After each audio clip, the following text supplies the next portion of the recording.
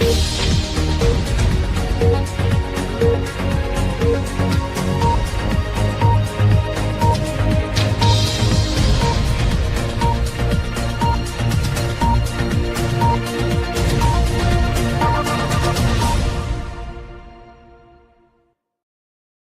gonna pull the whole thing down. I'm gonna bring the whole fucking diseased, corrupt temple down on your head. It's gonna be biblical.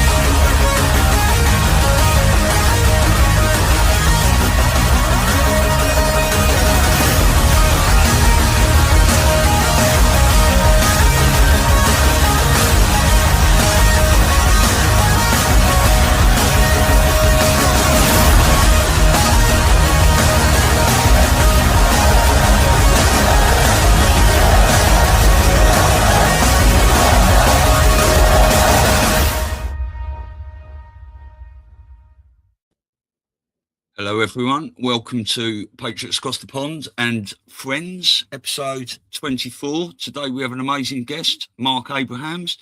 Now, I first started watching Mark when he was with Dave at News Treason. Those two used to put out some amazing shows together, but I think Dave's moved away. He's doing a lot more with Rambo and stuff and the decoding and everything. And Mark's got his own channel, Fake News 7 NY. And respect, Mark. And Mark likes to talk a lot about many other subjects, including the child trafficking. That is a serious problem that we really need to start getting out into the public narrative. And Mark's got a very interesting perspective today, because Mark did actually work for what we consider the enemy now, the fake news media, for 46 years. And today's episode we've titled Journalism versus Editorialism, News versus the Fake News.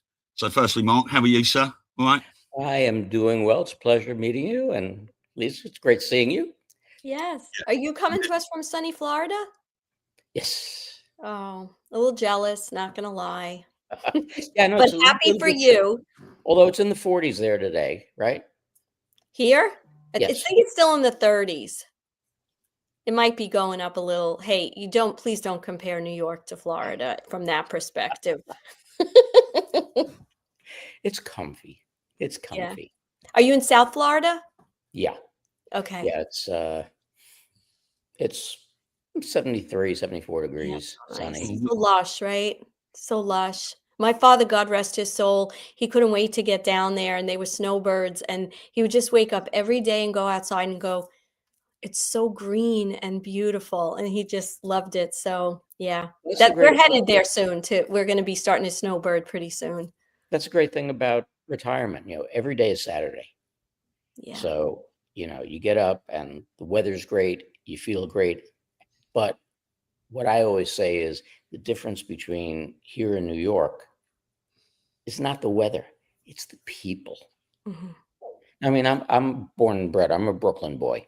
Okay. And I worked my whole life. We still have our home in New York, but facts being what they are. Yeah. The people down here, everybody says hi, everybody waves and this and that and the other. And as you know, everybody waves in New York too, but it's usually just with one finger. So it's, yeah. Oh, well, anyway, we're so happy that you're here today. And as Stu said, you have quite an interesting perspective on things. There's so many things we want to talk about, but when we were off camera, we were talking a little bit about your days with Channel 7 here in New York, Eyewitness News, and some of the interesting anecdotes you were going to share with us. Well, what I was going to start to say before was, because you were talking about some of our past anchors. Yes. Back when actually news was the news, and you had journalists. You didn't have readers. You had actual journalists who could actually write a story, who could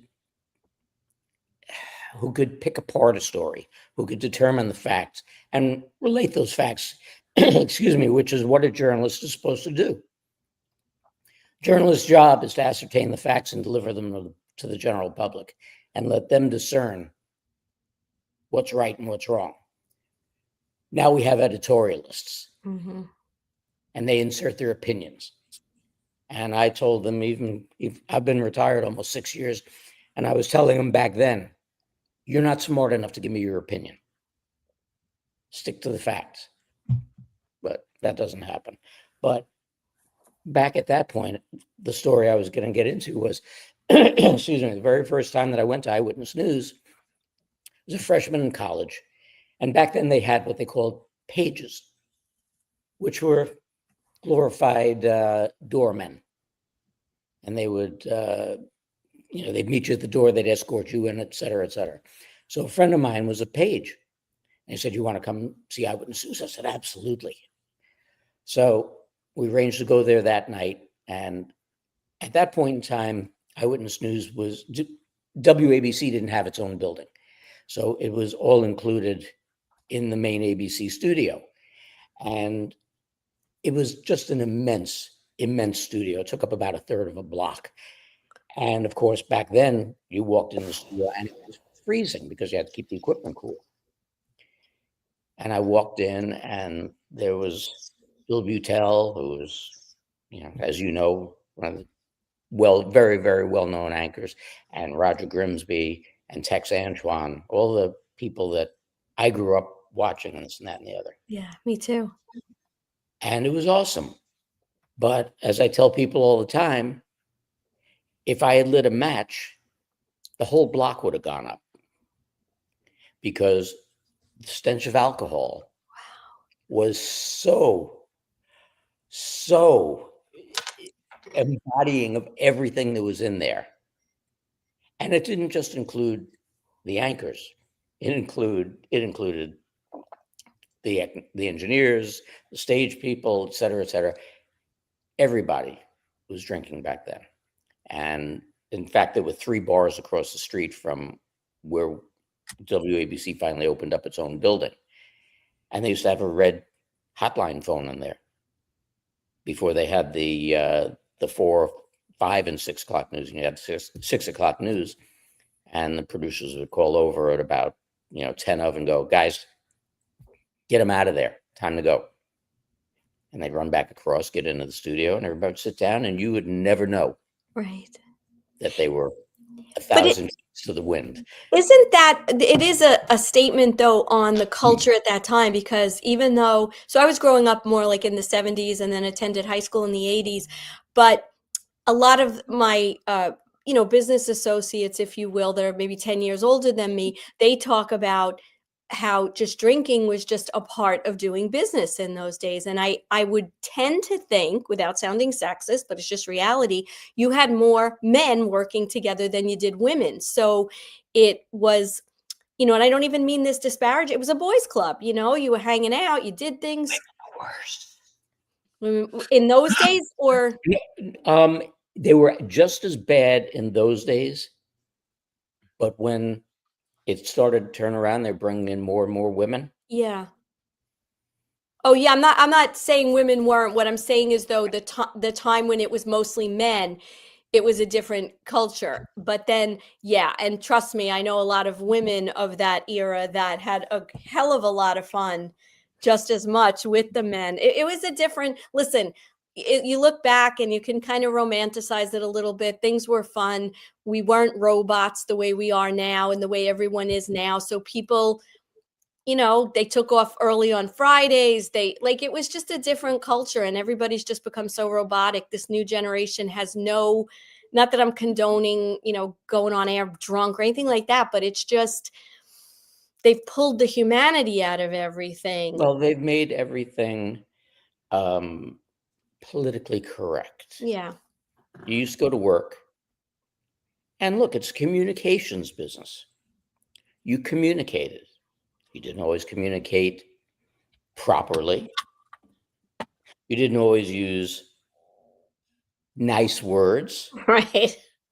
but you didn't sit there like we did near the end of my career. And before you opened your mouth, you went, Yeah. That didn't have to happen. Yeah. You just said what you had to say.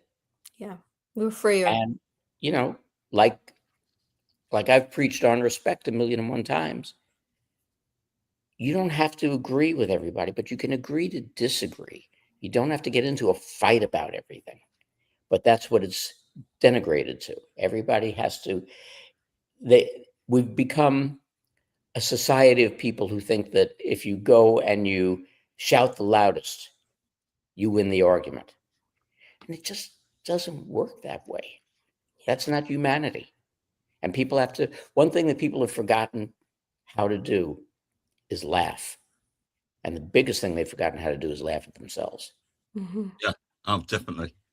We talk about that all the time. We talk about how now, of course, you and I, Mark, probably have more in common with our upbringing than, let's say, Stu, just culturally. But in New York, all my friends growing up, I was Italian. One of our friends was Puerto Rican. Another one was Black. Another one was Irish. Had Jewish friends, and you know what? We went off on each other for whatever the culture was. I mean, I was called every possible derogatory, but we laughed about it. And Yeah. then at the end of the day, you were all friends. You were all living together, having fun, going out, whatever you were doing. Nobody was offended. We just were like, whatever, I still love you and I'm going to be there for you, and and we've lost it purposefully, of course, it's all by design, but Stu, unless you have some questions, I wanted to ask Mark, what was the turning point for you in the news business where you saw it moving from sort of this into this political correctness? Like what period of time where was it like, I don't even know what I'm doing anymore here? And can I just add to that, Mark? Yeah. Did you wake up to what was going on while you were still in that business, or had you left? Yeah, it was back in, and I've told this story a billion times. Back in 1985, when big business started to take over the media, we were the American broadcasting companies, and Mr. Goldenson, our owner, got a great deal from Capital Cities. And Capital Cities was another multimedia company. They had newspapers, they owned ESPN, and a few stations across the country. So they bought ABC, which was the #1 network in the country. And that gave them a big opportunity and a big place to put their programming out and expand their horizons. It was shortly after that takeover that the premise of big business really started to kick in. And you watched as what we remembered as Black Friday, very like a couple of weeks after they had taken over, and they decided they were going to make some cuts. At that point in time, WABC had about 700 employees, and that Friday afternoon, we went down to 300 as they just obliterated departments. And they're departments that, to a certain extent, people nowadays would consider unnecessary and this and that and the other, but they weren't. Like one of them was standards and practices. Now, standards and practices was what we knew back in the 50s and 60s as the censor. Okay, but the censor used to come in and, every day we would dub off commercials from commercial houses that we would integrate into the shows later on. And they would come down and they would ensure, A, that the commercials were suitable for air, not just in what they were saying. So in other words, truth in advertising, something that has also escaped the world, but also that they were quality-wise good to go. Well, they cut that out. So the next thing we knew, we were getting in commercials that had been shot. Now you're talking back in the 80s, shot on VHS. Well, we all know the quality of videotape back in the 80s, and especially once you would dub that videotape from VHS standard to a professional standard, it was like, yeah, what's that supposed to be? I can't. So it just got worse and worse and worse. And then it also affected other things, because one of the things I brought up to my bosses at the time was, you're eliminating quality checks. Well, it's something that we're willing to accept. It's calculated risk. Mm. Okay. And we used to do a show called, oh God, Senior Moment. It just escaped my mind. Not important, but it was a music video show that kind of was the precursor, or around the same time as VH1 and all of that, and MTV. Mm-hmm. And it used to air Friday nights, and then a shorter version of it Saturday afternoon. So it was an hour and a half Friday night and an hour on Saturday, and they just cut out certain segments. Well, this one Saturday, I happened to be the supervisor in what we call the media center, where everything aired from. And thankfully, I knew how the show worked and how it was edited. And I go and I put the tape on the machine, get it all set up, and I see that there's nothing on the tape. So I waited. Instead of calling the studio immediately, I purposely waited. I could say all this now that I'm retired. What are they going to do to me? And I waited, and sure enough, the studio called down and said, can we check 38 machine? I said, yeah, sure. And they go, where is it? I said, you're rolling it. There's nothing on the tape. All right, what are we going to do? Blah, blah, blah. And I called up my boss, and I said, the batteries on your calculator just burned out. What do you mean? Hot Tracks, the show is called Hot Tracks. I said, nobody reformatted Hot Tracks from last night. There's nothing on the tape. Oh my God. I said, I'll take care of it.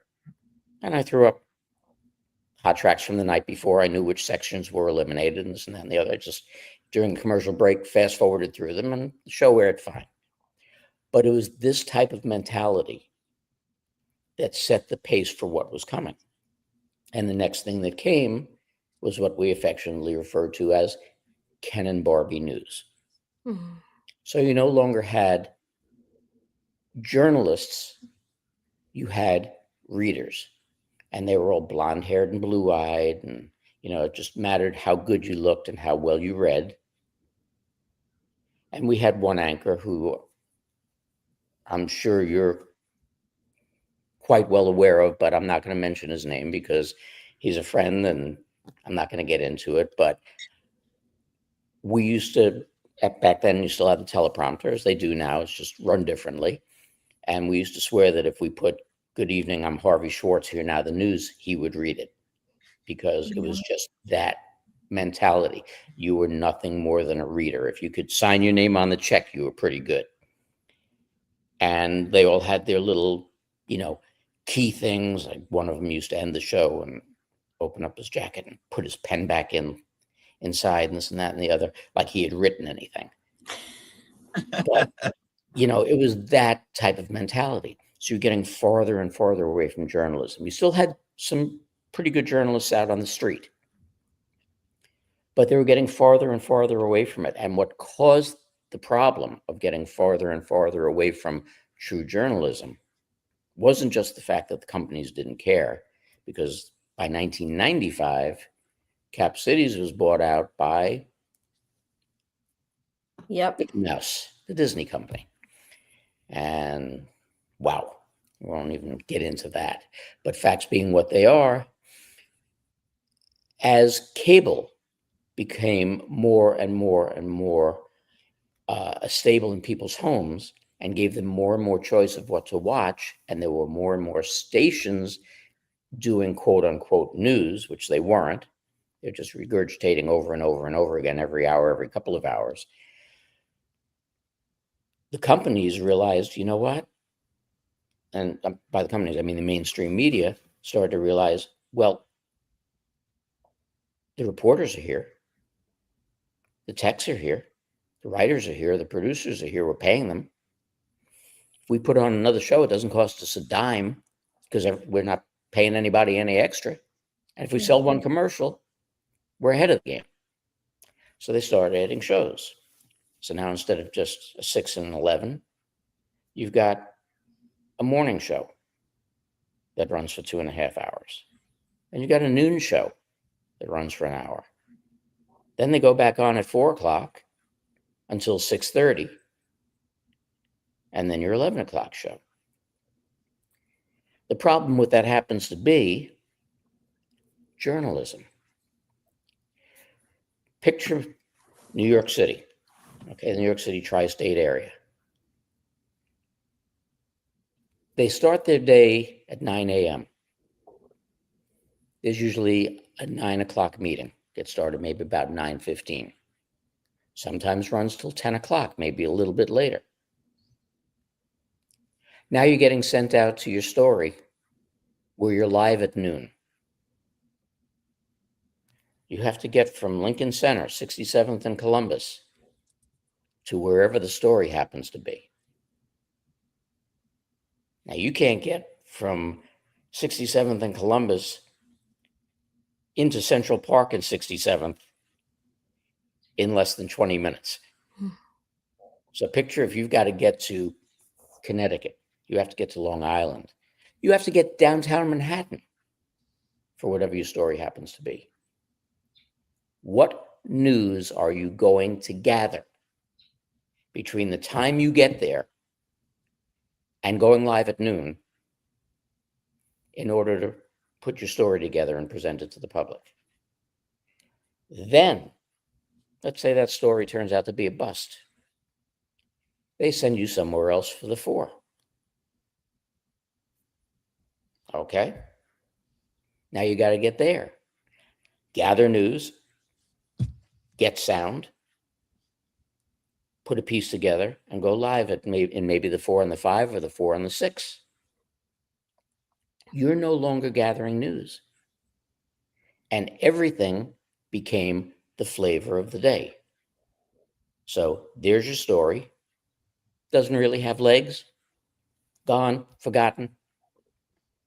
So more and more things would happen, but less and less actual information, fewer and fewer facts were being disseminated to the public. Mm-hmm. But the public, like I said, this started in 85.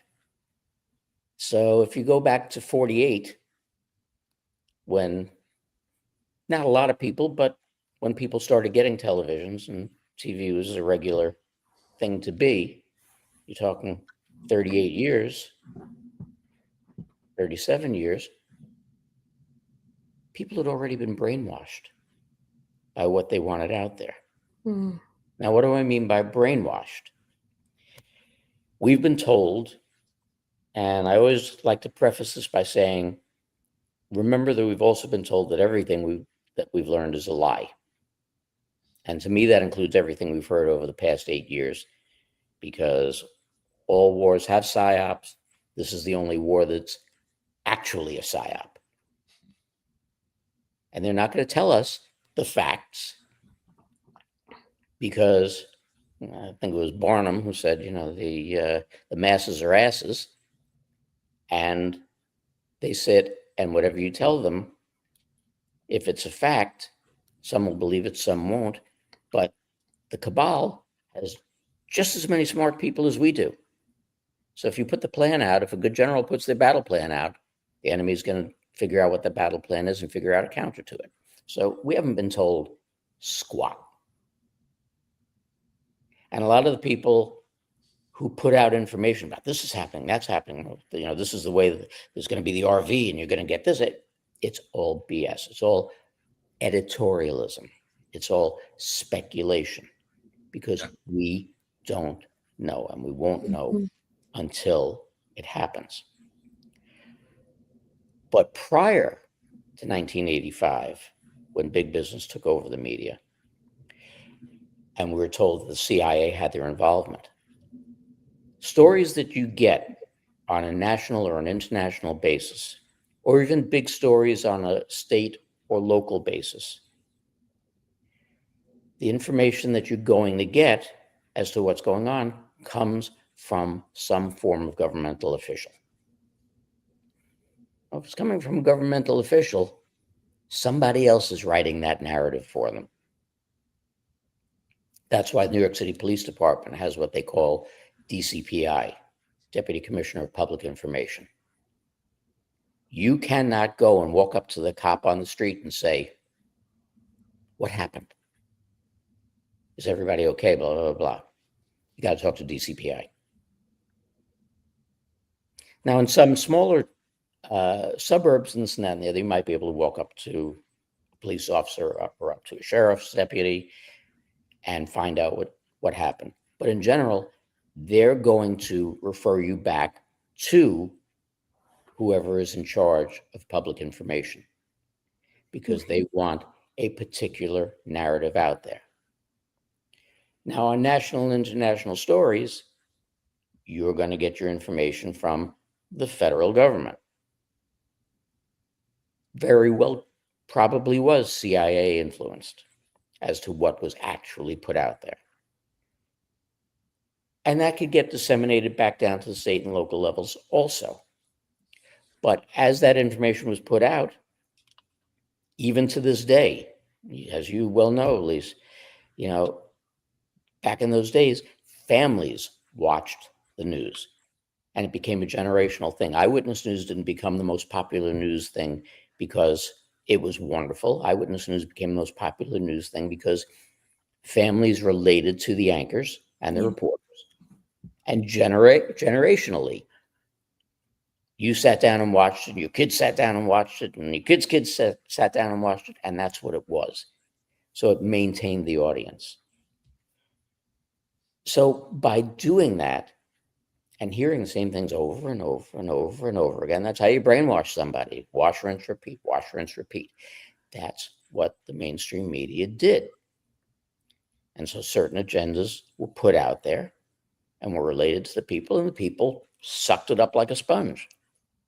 Well, now, and especially since 2012, when to backdate to 1948, when they instituted the Smith-Mundt Act, which was to prohibit putting false information, putting propaganda. Thank you, propaganda into the release of information. President Obama went and put the Smith-Mundt Modernization Act out, which flat out encouraged the media to put out propaganda. Well, when you're putting out propaganda, you're putting out misinformation. You're putting out a narrative. That is not news. That is not journalism. That is a narrative. And thus it became easier. And as time moved on and the companies started to hire more and more people, they're hiring more and more people to fit their agenda. So if they were a liberal-minded organization, they would hire more and more people who not only would support that, but believed it themselves. And one of the things that I learned as I went along was, especially since I've retired, they believe their own BS. If you believe your own BS, you're going to be perfectly sincere putting that BS out to the public. So that audience is going to sit there and they're going to absorb everything and go, well, the guy on the TV said it, he's wearing a suit and tie. It must be the truth. Wrong. Wrong. When I first started in the business at Channel 11, WPIX in New York City, we used to have a vice president by the name of Richard Hughes, who once a week would air an editorial. I remember that. Yep. And he would always end it with, "That's my opinion. Yep. What's yours? We'd love to know." That was blatantly stating it's an editorial. Now they just put it out. And the one thing I haven't been able to understand through all of this and through all the talk that even the president has done himself, why Smith modernization has not been repealed yet. You talk about the lying mainstream media, you talk about fake news, but you don't repeal Smith modernization. Now, I know there's a reason for that. I know there's an agenda for that, and I'm pretty sure I know why. Right. But when I went up, since I got my my credential to be in the White House for press briefings, that was one of the questions I did want to ask. But unfortunately, the 2 days that I went up there, no press conferences. So that's just my general luck. But this is where the media has gone. Yeah. Over the, 48, so that's 60 and 26. So you're talking 88 years that it's been in existence, and it hasn't been uphill. So I have a question for you. I don't even know if you can answer this, but it just we've been told that so many people, like you're calling them readers or, right?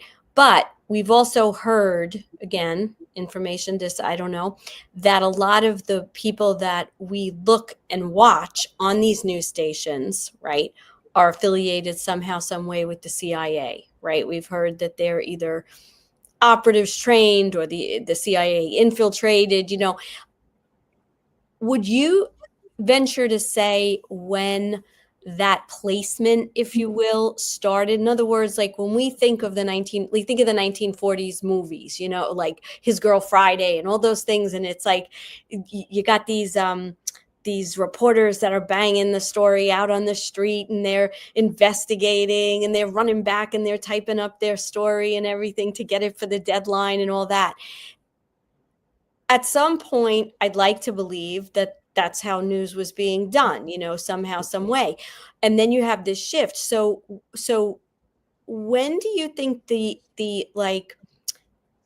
news people that we see on TV really began to maybe not be the kind that came up through the ranks like you were trained, you pounded the pavement, you paid your dues, so to speak, you learned about how to get a story, how to report it? When do you think that, and I know that we spoke about, we know Project Mockingbird and all these things, but when do you think that real control really hit? Would you say that was with the corporate takeover in the 80s or even before? I was just going to say, I already told you. Yeah.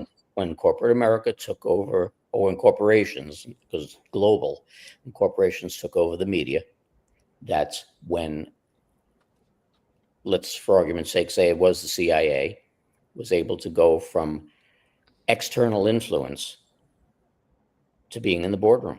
Got it. Yeah, makes sense. And now you can disseminate what you want directly from within. And you can hire people directly from within. You can influence the agenda that you want directly from within. Because you have to remember, when you're dealing, even back when ABC was ABC and CBS was, Columbia Broadcasting System, all of these stations were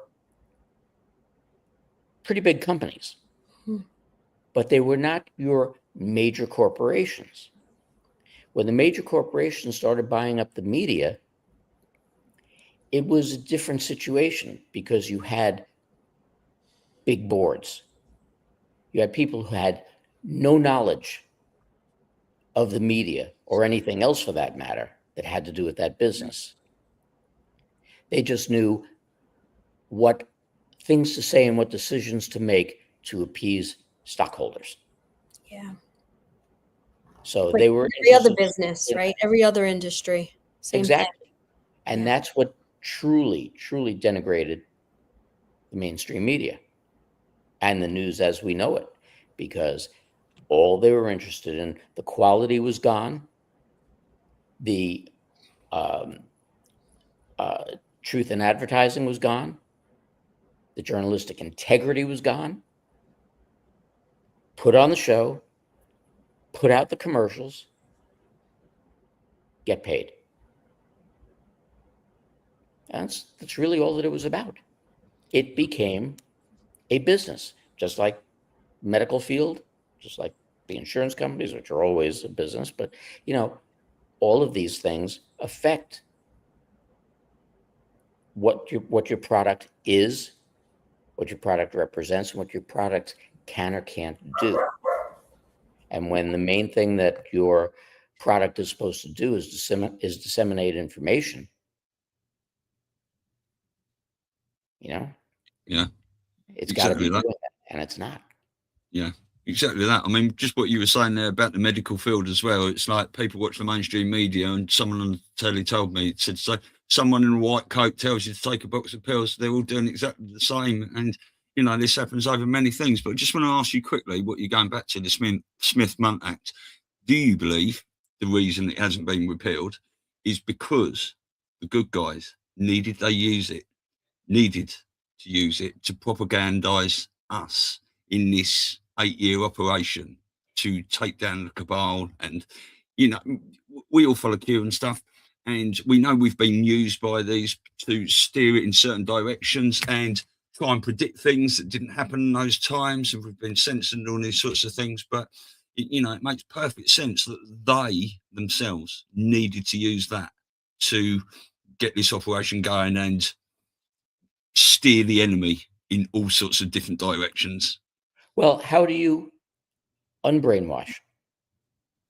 Same way that you brainwash. Yeah. Wash, rinse, and repeat. The difference is that now you are seeing things being put out there that you never would have seen before. Yeah. And what I love to go back to is and I laugh about it because it was just that funny, the quote unquote attempt on the president's life in Butler. Okay. It was a Saturday.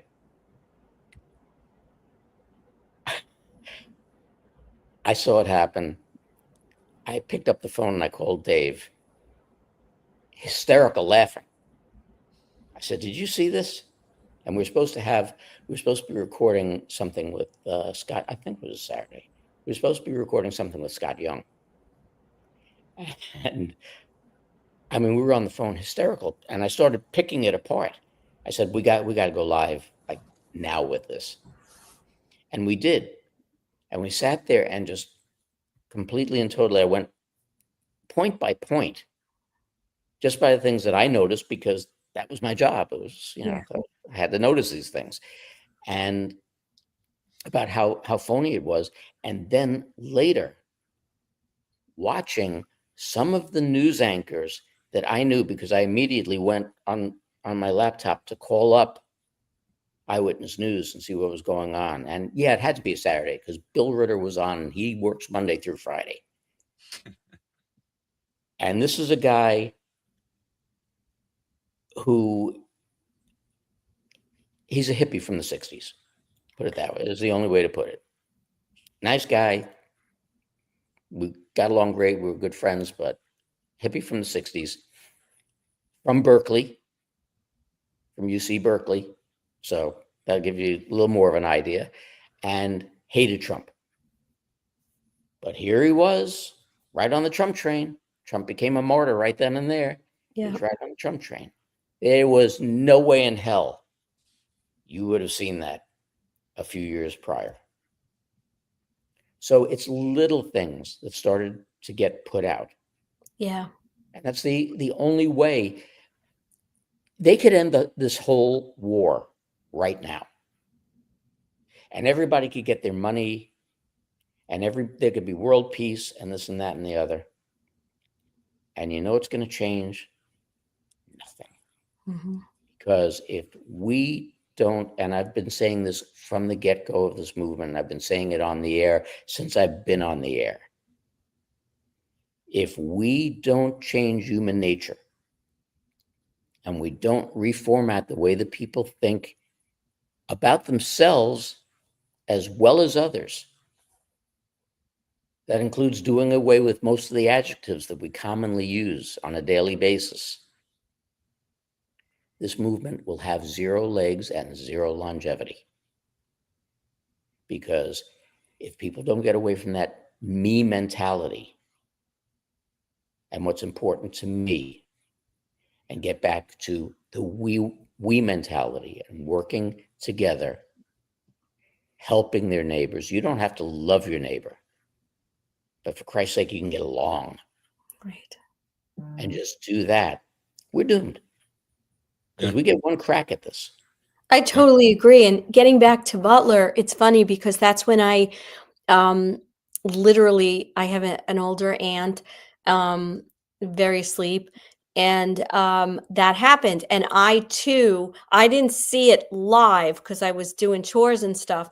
And then my aunt sends me this frantic, she calls me, she's like, oh my God, they shot him, and she's carrying on. So I flip it on, I flip on the not mainstream news, but just, because I'm not subscribed to anything at this point. So I just went on my computer, and I was literally like you, I was laughing, and I'm telling her, I'm like, this is fake. She's like, I saw it with my own eyes. I said, no, I know you did. And I'm not saying that you're blind or that you're crazy, but you have to understand this. First of all, this couldn't have happened. Like, do you know the security and all this kind of stuff? I was like, let's not even go there. I said, this guy just snuck in. I said, but who, literally the thing that hit me was like, who gets shot and just gets up? Like, you just don't. It's just not human nature. But she refused. So we stopped talking because she was sick of me telling her that everything she was hearing and everything she was watching in her own eyes and her own discernment was wrong. And she was sick of my attitude. So I said, okay. But the point is that did sway so many people. Everybody loves a mortar. And it strengthened anybody who was already, a supporter to be that much more vigilant. And so things like that, it doesn't matter in the whole scheme of things, whether it was real or wasn't real, it still steers the public narrative in a certain direction of awakening and these things. And what you were saying just then, Trump said, we're giving power back to you, the people. The people need to be responsible enough to keep hold of it. And that is why I think, a lot of people are waiting for the military to step in. But unless the people are there at a certain level. Well, but these are things that go on. Think about the 2017 inauguration. Yeah. Never, ever, ever did the military come up behind a president during his inaugural speech, stand there until he says, I'm returning power back to you, the people, and then about face and leave. So a visual, and for those awake, mental indication, okay, this is a military operation. Here we go. We're going to start doing what needs to be done. And the first 4 years was pretty much so spent taking care of what needed to be taken care of so that they could replay the movie for the next 4-5 years. I believe it actually goes back to maybe 2011, 2012. Yeah, agreed. And maybe even further, but yes, 100%. Yeah. Well, reality probably going back to 1963. Right. Okay. But overall, 2011, 2012, because so many things fell into place. Yes. Then. But when you look at it overall, you see that inauguration. Now, look, again, I worked in the media for 46 years. I consider myself to be pretty intelligent, this and that and the other. They did the inauguration in 2020, 2021. And my wife said, it's early. I said, well, maybe they, it's winter. They wanted to get it over. And no, it's not supposed to go before noon. And Charlie Ward said that he had the video 8 hours in advance. Yeah. Yes. Well, you can take the boy out of the media. You can't take the media out of the boy. On my computer at home, I had the same editing software that we used at work and this and that and the other. And I pulled the feed off of YouTube and I went down, put it on the computer, put it into the system. And I went, it's edited. It's not even edited well. And I sat there and I watched. If you recall the scene, they had like bridge chairs set up on both sides, on Biden's side, on Harris's side. And they were set up in a manner that people could get in to their seats and sit down. But you didn't have any room for anybody to be standing between you sitting down and the chair in front of you. Bear that in mind. And as they cut from side to side, people were appearing, people were disappearing. It wasn't just camera angles. People were appearing and people were disappearing. There were a couple of women in coats on one side that appeared. Their coats changed. I think Jill's coat changed. There were things that weren't quite right. And on Harris's side, I was very focused on these two people. One was, if I remember correctly, he was black military, not dressed in a full military uniform, but you'd tell that it was a military uniform, sitting next to a white woman. And they were seated there. And again, you could look at the seats and see there's no room for anybody to be standing. So now out comes, I can't call her lady, Mr. Gaga comes out to do the national anthem. And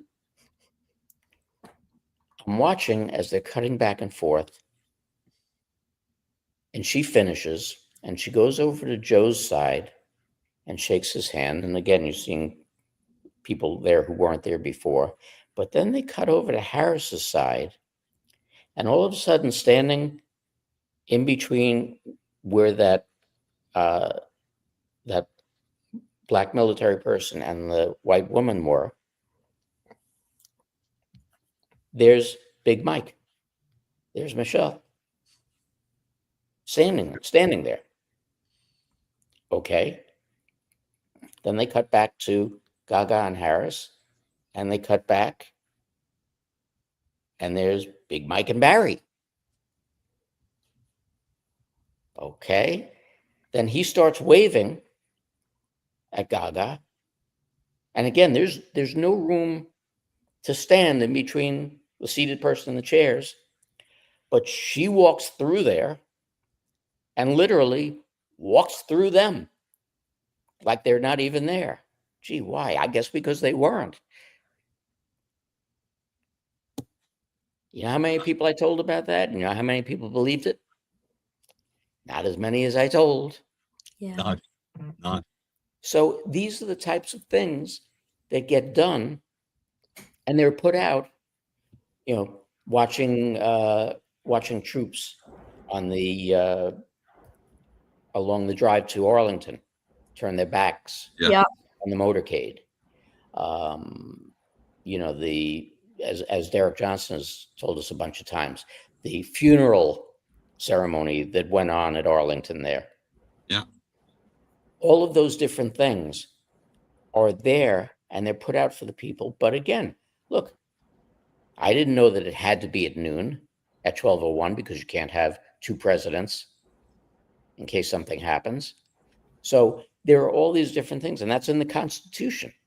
Mm-hmm. But a lot of people don't know. And even though we've got these wonderful things with more information at our fingertips than we've ever had in our entire lives, you don't have to run to the library and, get the encyclopedia or anything. It's all right there. People are dumber than they've ever been because they're lazy. Yeah. Because they would rather go. okay, you're not as old as I am, but what did they call the television when you were growing up? The boob tube. Boob tube, the idiot box. They used to say it all the time. It's the dumbing down of America. Mm-hmm. Bingo. And it's not just the dumbing down of America, it's the dumbing down of the world. Yeah. And then as cable came in, and then as electronics came in, and you could sit, and instead of on election day going to vote, you can't do that because, you know, people have COVID or there's mail-in offer to this, that, or the other. But you can go and sleep on a line in the dead of winter to buy the next Xbox or have the next iPhone the day it comes out. Mm-hmm. This is what has happened to our society. And thus, in turn,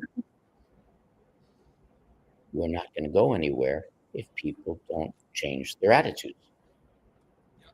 Yeah. Service to self, isn't it? Rather than service to others.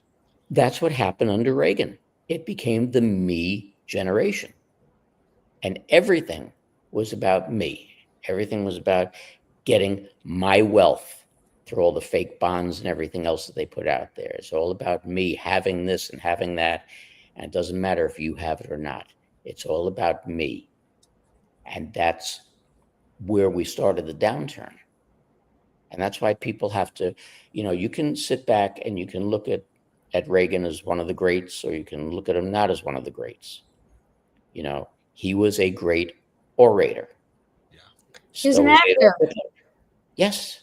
I mean, doesn't get better. You know, I'm saying, like, in terms of, look, we know that anybody, I was watching, I guess when we were talking to Sheila, I think it was when we were talking to Sheila yesterday, and she said it exactly right. She said anybody who had or has, I guess now hopefully things are changing, but ambition, either for money, for fame, they have you. So, you know, we can say that about everyone. I mean, when I first learned a number of years ago about how there was trickery and beyond to get the income tax and, you know, the Federal Reserve and all that, and how they did it, and Woodrow Wilson was president, and people say, you know, bad things about Woodrow Wilson, right? He sold out the country. But my first knee jerk when I heard that was, yes, but how were they threatening him? How were they threatening his family? Like, you don't just make these bad decisions necessarily as a minion, because you make them because you have no choice. You've sold out somehow. They have control over you. And it's getting people to understand that that's what's happened over the last thousands of years, at least 250 of our country, and well beyond that in Europe and some of these other areas right around the world that have been around long before us. And until people start to, you know, when we say people have to awaken, do they need to awaken to every single horror that's going on? No, but they need to awaken to what the system has done and to understand the control that it's had over them. That's all they need to understand. You can go down rabbit holes, right? Do you need to know every gory detail about the children? You don't need to know, but you need to know that this is something that's been around, and that this is something that exists, and that we need to put our focus on that. So I think the key that I'm starting to realize is that we used, at least for me, I wanted to awake everyone and tell them all the details, and they have to know this, and and now I'm thinking they really just need to understand. And when you talk to people, it's not what you think. And you need to be open-minded and think out of the box about how you've been tricked and how we've all been tricked. And we need to be more discerning and use our minds and not just be led like sheep. I mean, that's to me what I hope we're moving more towards. Because you're right, Mark, nothing's going to change until people change their attitude and their understanding. Well, the reason I have to disagree with you, first, just to digress a little bit, Yeah. Isn't Sheila wonderful? Oh, she's amazing. Amazing. We could have kept going, right, Stu? We would have went for like another 6 hours if she didn't have to go and we didn't have to go. Yep. Wonderful, wonderful people. Very smart woman. But the reason I have to disagree with you, Okay. There's a reason that we've heard all along that people have to be shown, they can't be told. Yes. And there's a reason that there has to be a scare event. Agreed. People, because of video games, because of what gets put on TV, et cetera, have become numbed. And facts being what they are, do you have to show them gory graphic videos of kids being tortured, kids being raped, or kids being organ harvested? No, but to a certain degree, yes. Because people, and this again goes back to the me mentality. Yeah. That's somebody else's kid. Not everybody looks at it the way that I do, or that you might, in the sense of, there but for the grace of God go I. I dealt with this crap my entire career. I dealt with people suffering and, the horrors of things that went on. And what kept me going, what kept me sane, besides a pretty sick sense of humor, was the simple fact that I went home, my family was okay. And it gave you a buffer. But people have to understand, this can happen to you in the blink of an eye. Yeah. And because of the mentalities that are out there, they don't understand how easy it is. I was stupid enough, in spite of what I know, to grant NPR an interview with me at one point at a Reawaken America tour. And I knew, because I know me and I know NPR. I knew in the back of my mind what was going to happen, but I agreed to do it anyway. And we got on a plethora of topics. And one of them happened to be this trans stuff. And again, I'm a Brooklyn boy. Very, very matter of fact, and very direct and honest. And I said, let me explain something to you. If I'm at a mall, or I'm at an amusement park, or anything like that, and my wife, or my daughter, or my granddaughter, or any of them happen to be in the ladies' room, and some guy in a dress comes along and decides to go into the ladies' room, and he hasn't finished his transitioning, I will finish it for him. Mm-hmm. Well, that, of course, became a homophobic statement on NPR. And unfortunately, the next Reawaken America tour I went to, I was hoping she would be there, but she wasn't. But this is what we're dealing with. So when you've got those things out there, and so many people, because of the fact that they've been brainwashed and shamed and scared into the point of not wanting to be racist, not wanting to be homophobic, not wanting to be this, that, or the other, like I said, all these different adjectives that they can throw at you, they begrudgingly accept it. And once you begrudgingly accept something, eventually, because we used to use this, I was in a union, my 46 years in the business, it becomes past precedent. And once it becomes past precedent, ain't a damn thing you're going to do about it. Mm-hmm. You allowed it to be, thus it can be. So there are things that people are accepting of. And I've said it on the air a billion times, okay? I have no problem with gays. I have no problems with gay marriage. I have very good friends who are gay.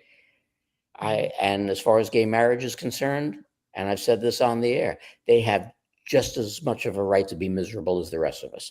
Yeah. So, it's all well and fine. But when you go to this trans stuff, which is essentially just, I feel like I want to be a dog today. And my wife actually said something very funny in regard to that. She said, not that we do, but if you believed that the IRS was still in existence, you could just claim yourself a dog on the form and go, dogs don't pay taxes. Right. How are they going to argue that one? Yeah. Not that they're there to come after you, but how are they going to argue that one? So there are all of these things that are there that, unfortunately, and the phrase that I've used for decades now, decades. So when you asked me before, how long have I been awake with this stuff? The United States of America, as we've discovered over the past 8, 9, 10 years, but long before that, has been a corporation. We, the people, are the CEOs, CFOs, and everything else of this corporation. And because we have been absentee landlords, paying attention to me, we have allowed our employees to bankrupt our corporation. So I ask all the time, who's the bad guy? The devil who comes and offers you everything that you want for your soul? Or the person who gives up his soul for everything that he wants? Mm-hmm. And this is what people have to truly think. And that's where you get into yourself and start saying, you know what? I got to start making those changes. And that's where you start to change humanity, because we have to turn it around. And people have to stop thinking about, get out of selfishness and get to selflessness.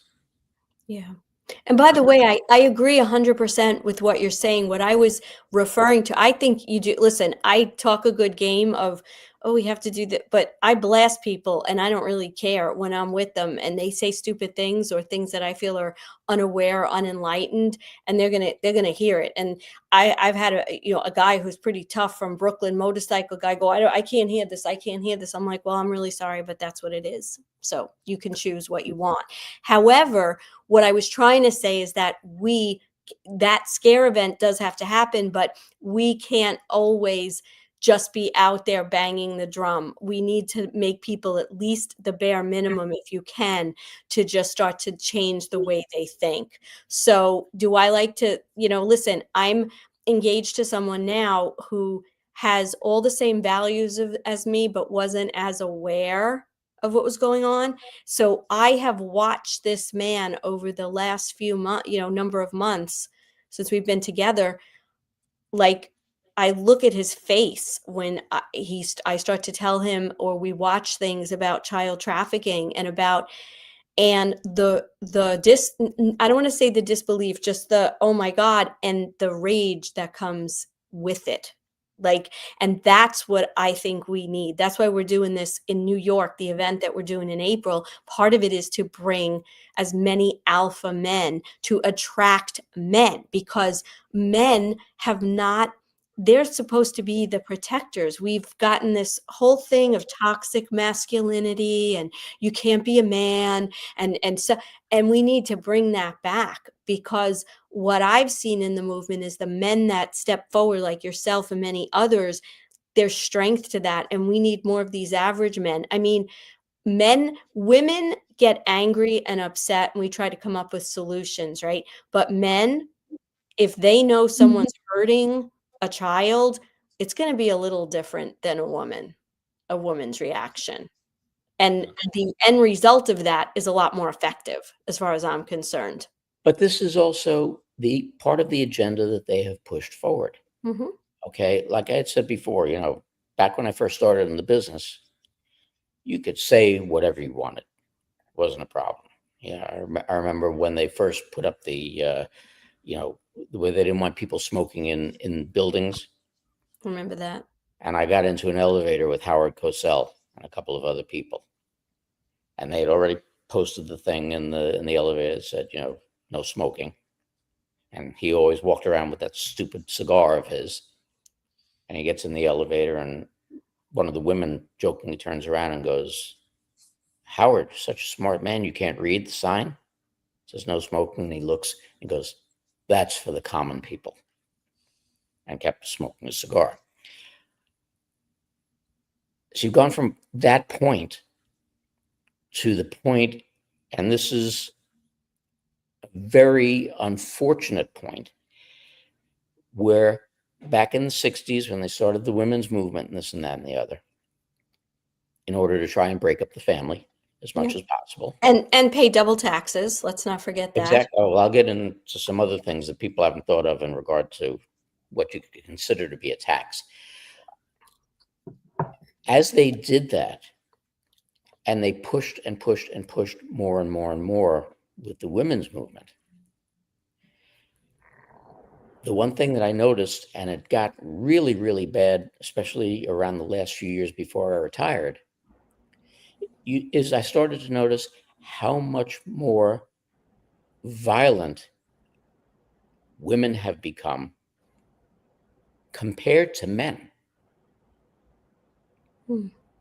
And it's gotten to the point where women, because a lot of men still believe you don't raise your hands to a woman, no matter what the situation is. These women will not hesitate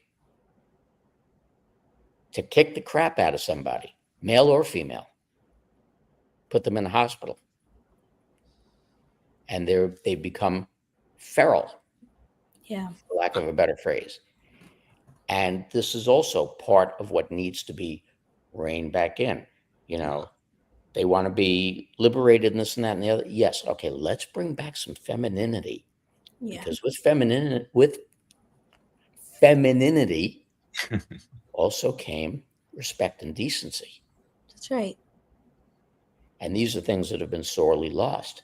I mean, the most ridiculous thing to me with the women's movement, listen, I come from a family that women always worked. Nobody stopped them from working if they wanted to work. Okay, some of it was economics. I didn't come from a long line of rich people, and even the old Doris Day movies, like you had women who decided they wanted to write, so they brainwashed us that you weren't allowed. There were always women that went to college, but many women chose or wanted to be homemakers and wanted to raise their children and take care of their husbands, whatever that definition is.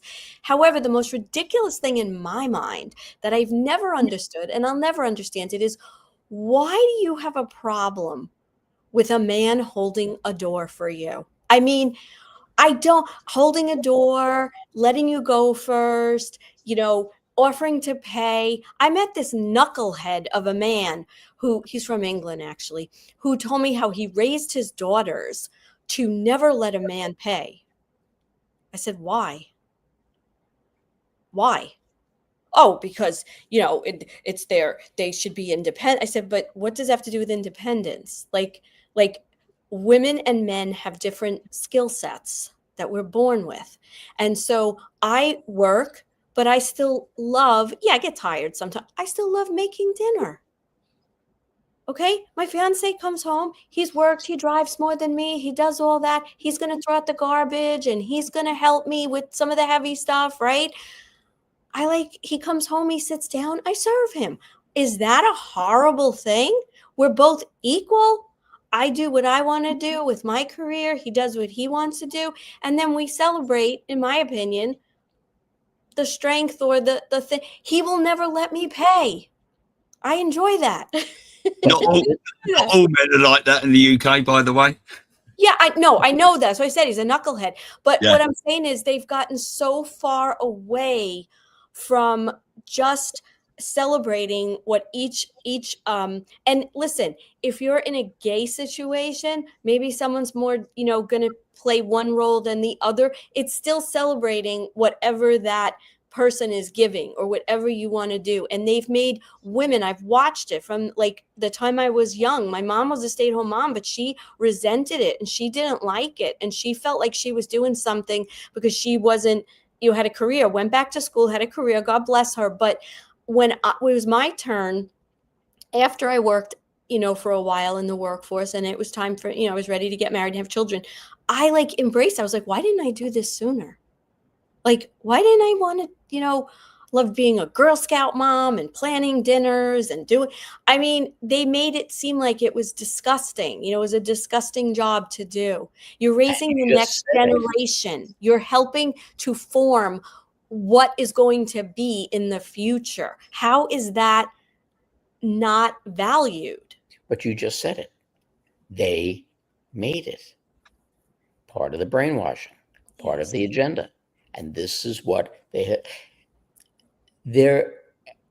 And this has been really my mainstay shtick, besides the children, when I do my shows, since I started doing this and since I got out of the business, is journalistic integrity. There are so many facts out there that can be related to people, instead of the speculation that is just rampant on Telegram and Rumble and X and this and that and the other.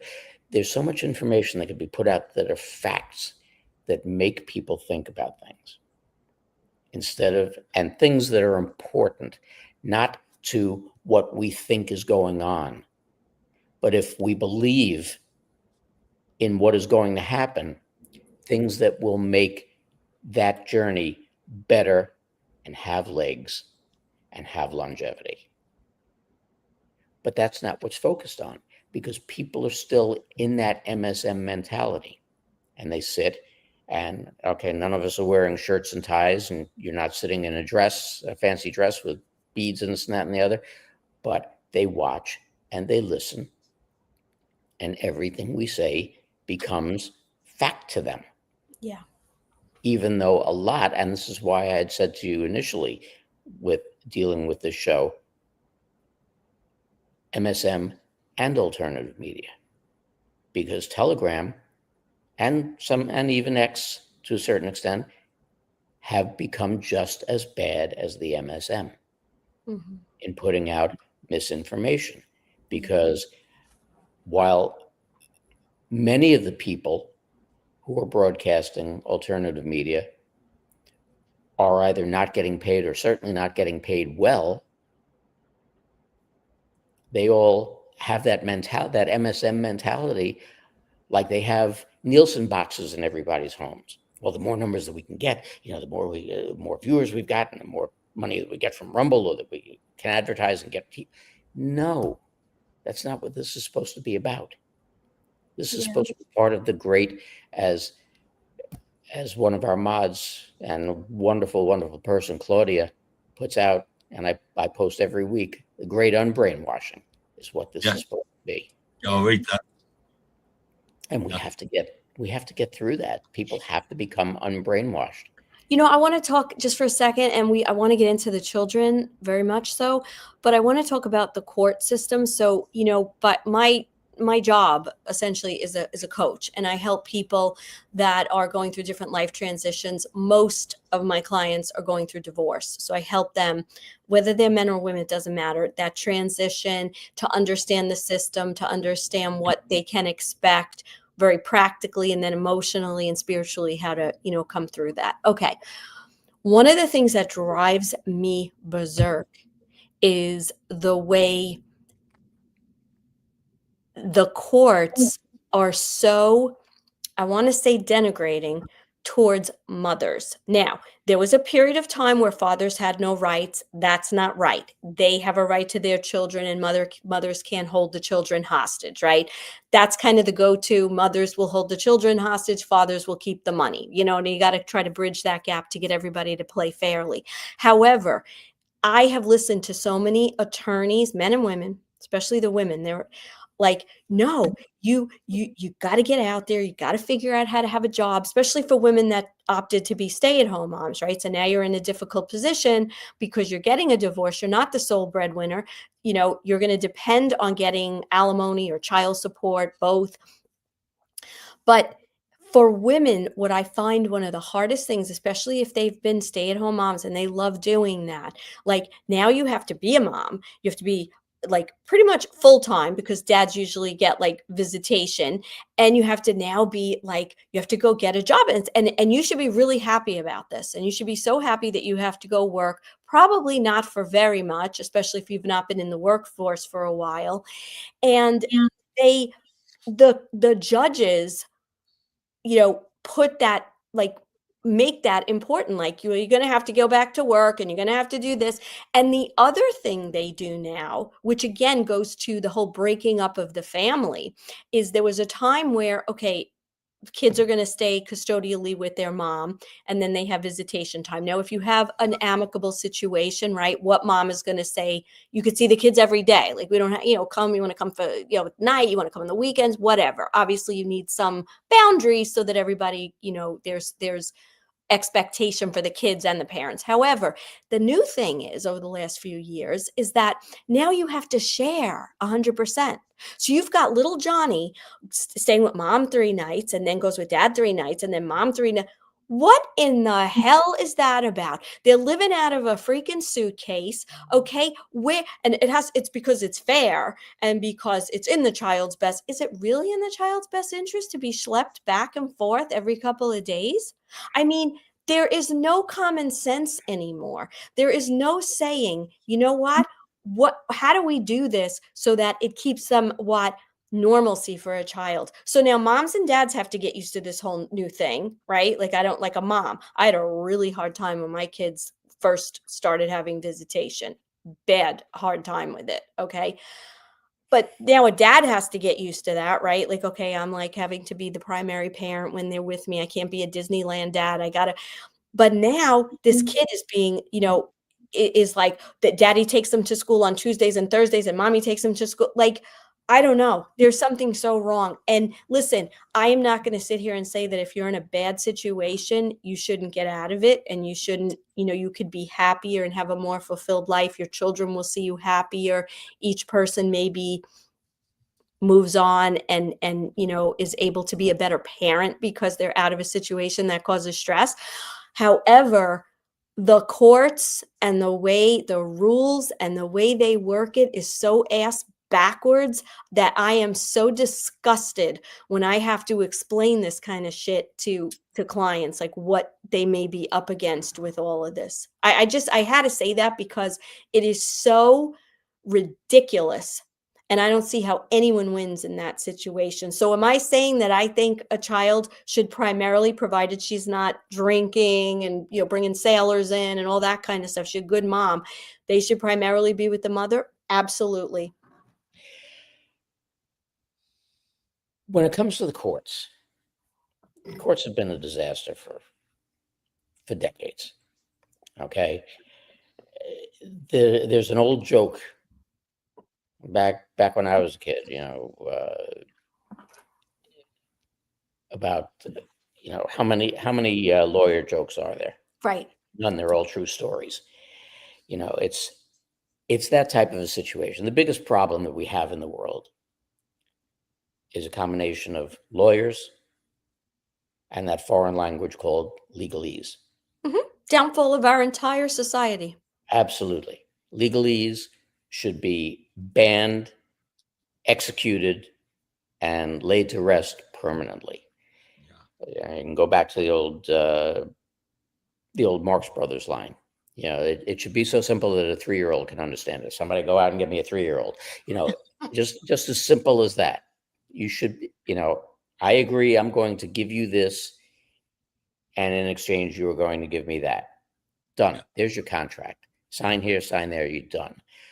But that's not what it is, because it became a business. Okay. Contracts have become such a joke that's what it is. And that's all that family court is. And with the way, especially depending where in the country you are or where in the world you are, so it depends on what types of judges you have, these are the types of situations that you get into. But if you look at what you just said, their agenda all along has been to break up the family unit. Yeah. Well, the family unit's already broken up. How do you disturb it more? Well, let's screw the kids up more. Let's Yeah. ping pong them back and forth every other day. Yeah. And it also puts it to a point where, well, what if dad lives cross town? What if dad lives, in the next state? Well, how does Johnny or Janie get to school? Or do they go to a different school those days? I mean, Kids have those kind of problems. circumstances are probably, but when people are generally close enough, that's where they're ping-ponging. But, what I will say is this is just a commentary, and it's going to sound sexist, and I apologize, but when I have male clients, I tell them, look, if your ex-wife, because the ex-wife's always crazy, right? And sometimes they are. I'm not even going to say that. I say, look, if she's really crazy, it will come out. Children aren't stupid. Children will see this. But the best thing you can do, like go scream in a pillow, go to your buddies and respect your children's mother.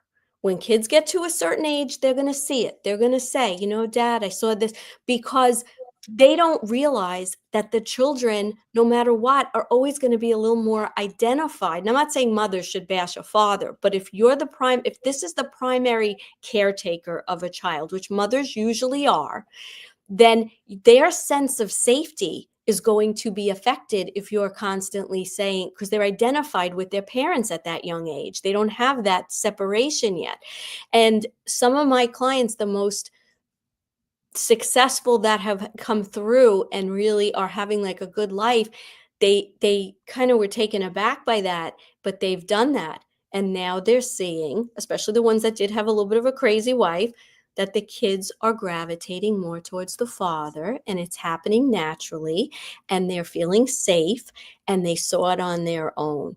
And so a mother is a very special role. And if it's not revered, and we've learned to not revere that role, it just harms the children.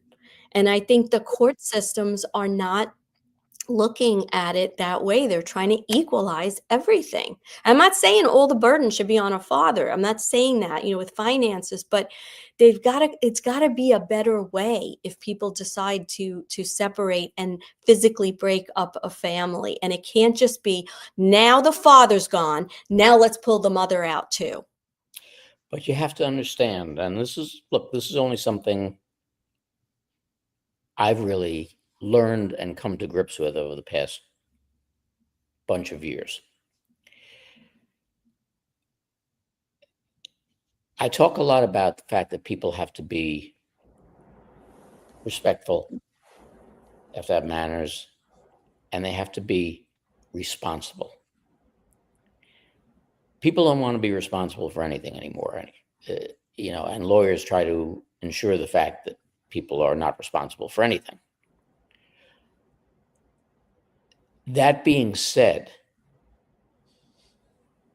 one of the things that they've pushed for as part of their agenda, and one of the things that has harmed kids more than anything else, is this lack of responsibility and this disposable society that they've created.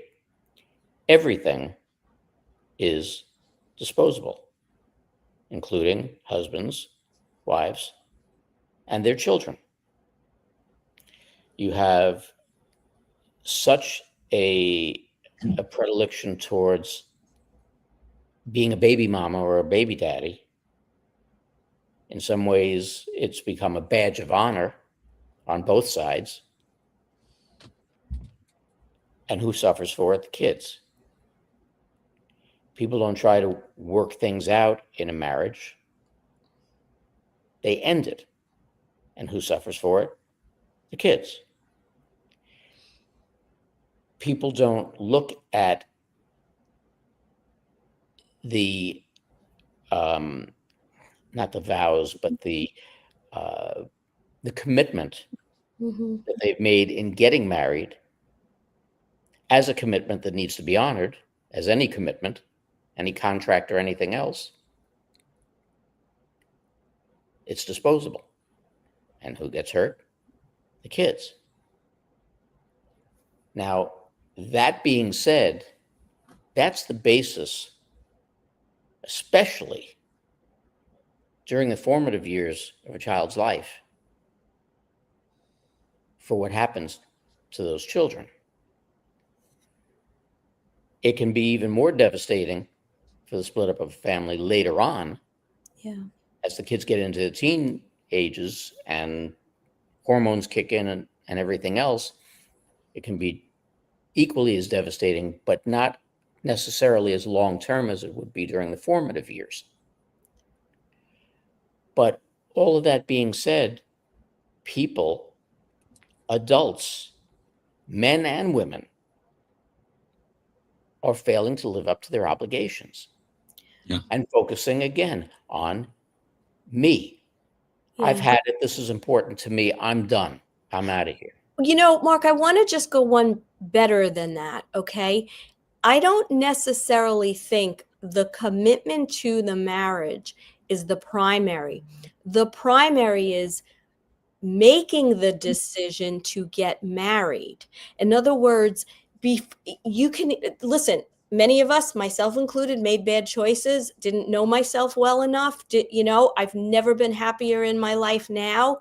Okay. And I'm sure he's happier now too. The issue is that people don't take the time to say, do I know myself? Am I picking the right partner for life? And a lot of that's Hollywood. You got all these people, they know each other for 2 months, 3 months, they get married, they're divorced. Like, it's just, oh, no big deal. They have kids.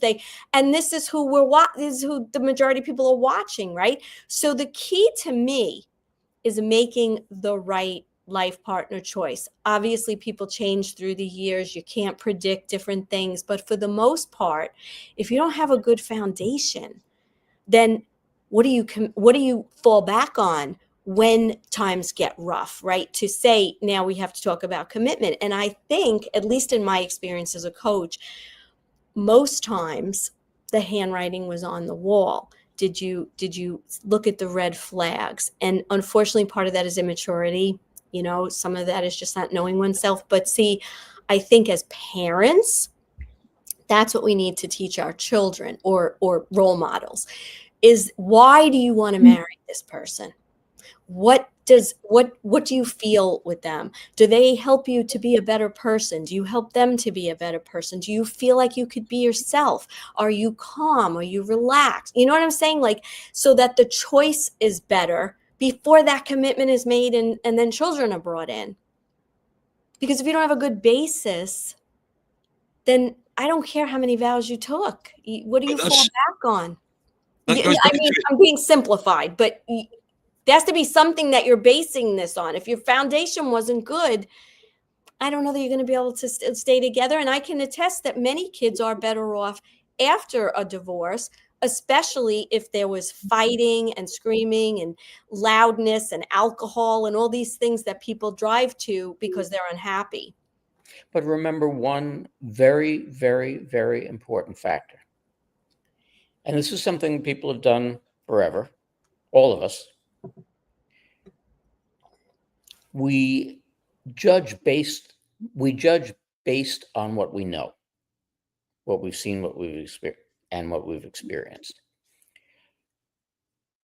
And you could get to know somebody inside and out and decide this is the perfect mate, and you get married. Let me make a little sports analogy here. You put together the best possible team that money could buy. Now, let's say it's a baseball team. You've got the best and fastest outfielders. You've got the most hands-on shortstop and third baseman, great second baseman, phenomenal first baseman, all the best pitchers, all the best hitters, best catchers, and the whole bit.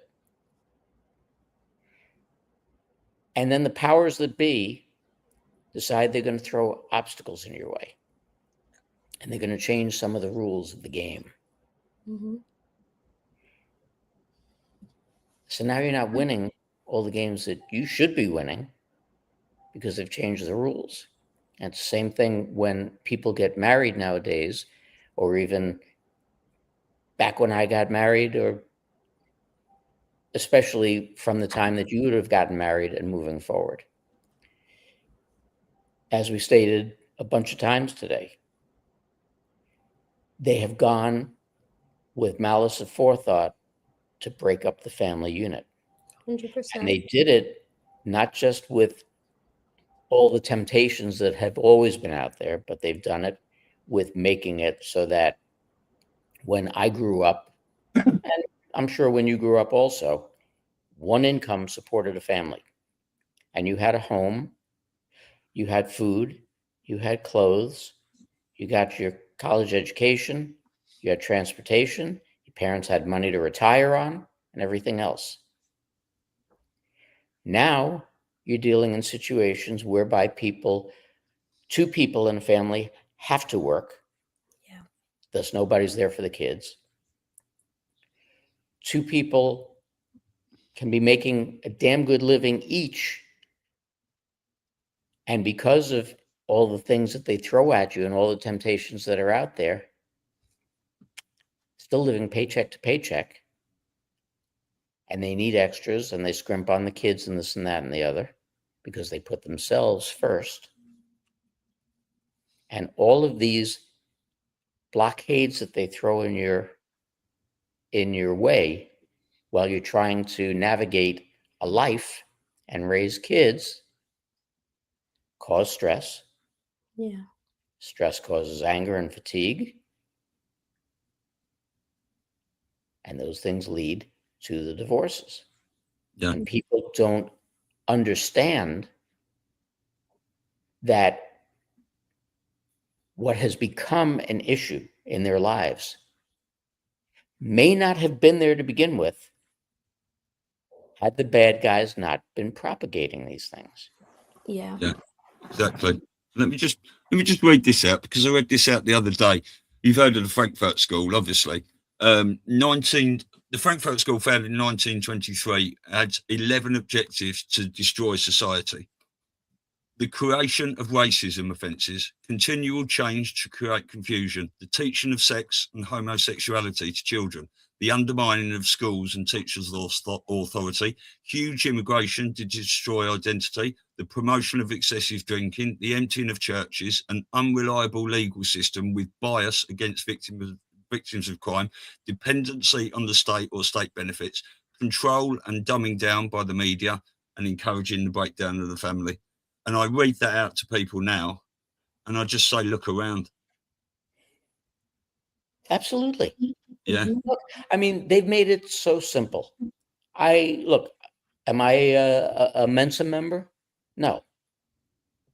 I'm a pretty smart guy. I went to school. My parents took me out of public school after the 6th grade.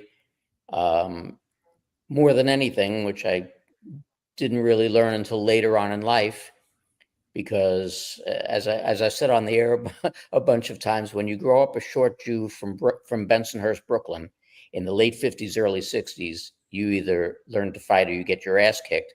I didn't like getting my ass kicked. So they took me out basically and put me into a private school so that I would survive through high school. And it was number 2 school in the state. You couldn't pass if you didn't work. And I did it for 6 years. But yet, I can't sit down and help my granddaughter with math because I can do the problem in my head, but I don't have a clue as to the way they handle a math problem. And this is what they've done. 2 and 2 doesn't equal 4 anymore. You got to take 2 and put it over here, and then move it. It's like a Jackie Mason joke. You just moving things around for the sake of making busy work. It's disgusting, quite It frankly. is. And then you allow kids to bring calculators into tests. Mm-hmm. So what is Johnny learning? Nothing. All of these different things. They have denigrated education. They have broken up the family. People have relied on the mainstream media and now also on alternative media for their information. People go and they, you tell them something and they immediately run to Google and go, "Oh, that's a conspiracy theory."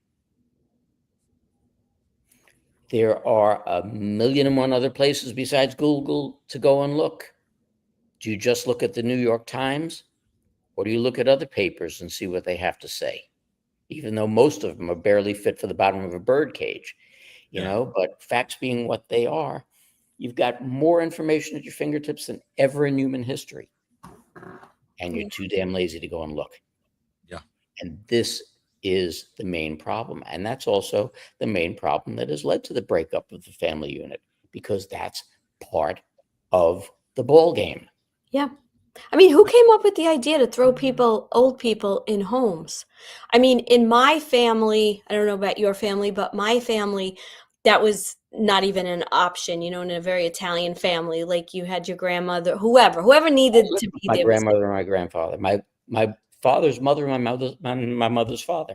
Right. But there's an element of what I would probably classify as the educated, the very overly educated, who like sending their kids far to school, and it's great to, like, he's over here and that one's over here. Like, I told my kids when they were younger, and I know it's politically incorrect, I said, listen, you're going to want to see the world, you're going to want to do whatever but I'll tell you right now, as far as I'm concerned, when you're ready to, like, settle down, you're going to live right near me. So, like, just get that into your head.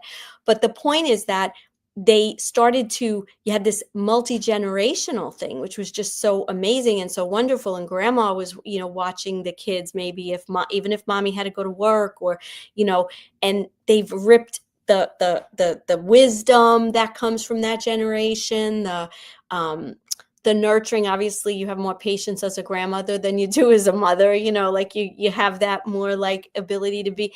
They've taken that away. Then they send the kids to school when they're, like, just come out of the birth canal. Then they send them away to school. So there's all these things that people need to start realizing how ass backwards this all is, and start to make those changes, like look at their homes and their families. But it's, I want to ask you now, not to change. I just want to say, I Yeah. do actually think lockdown taught a lot of people those sort of lessons.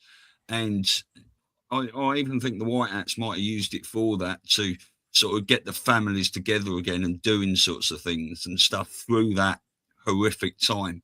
And many people learnt some decent lessons out of that. A lot of people didn't learn anything. Well, Remember, the flip side, though, was good or bad. I know a lot of people that, because of the lockdown, where there was abuse, let's say, that got bad but you know what? It brought things to a head. Let's put it that way. So if you knew, now you couldn't close your eyes anymore to this because it's in your face, and maybe those people were able to, separate and get to safety, so to speak, and change their lives. But you're right. Lockdown brought many lessons, to us on so many levels, right? How to take care of ourselves medically, use homemade things, cook more instead of relying on all the fast food crap. Taught you how to wear a mask. What? Taught you how to wear a mask. It sure did. Well, some of us, not all of us. That some people still do. But no, I mean, look, these are lessons that have been lost. And it's a mentality that's not really that new, because my grandfather lived until the age of 89. I was 20 years old when he died. I was in college. And the very strange thing about it was I was very close with my grandfather. I had come home for the weekend, and he had gone out for a walk. I was getting ready to leave. The weather wasn't that great, and I had to go back up to Syracuse. So, in Syracuse, it's always lousy weather. So I wanted to get going, but I purposely waited until he got back from his walk so I could say goodbye to him. And he died that Tuesday. I came back for his funeral And my girlfriend at the time sat in on one of my classes. And the professor had asked, where I was. And she said, I had gone home for my grandfather's funeral. And he made a statement of, and I quote, "Went home for his grandfather's funeral. Grandfathers aren't things that we mourn. Grandfathers are things we laugh about." What? Well, if I could have ripped his throat out of his body when I got back, I would have. But, these are the types of mentalities that were being put out. And I graduated college in 1976. So you're talking, this was 1974 when this happened. It goes back even that far. Yeah. And talking about college and talking about the way that things are and education. Do you know how much my BS, which is a very, very appropriate degree in communications, was important to and related to what I did for a living? Zero. Had nothing to do with it.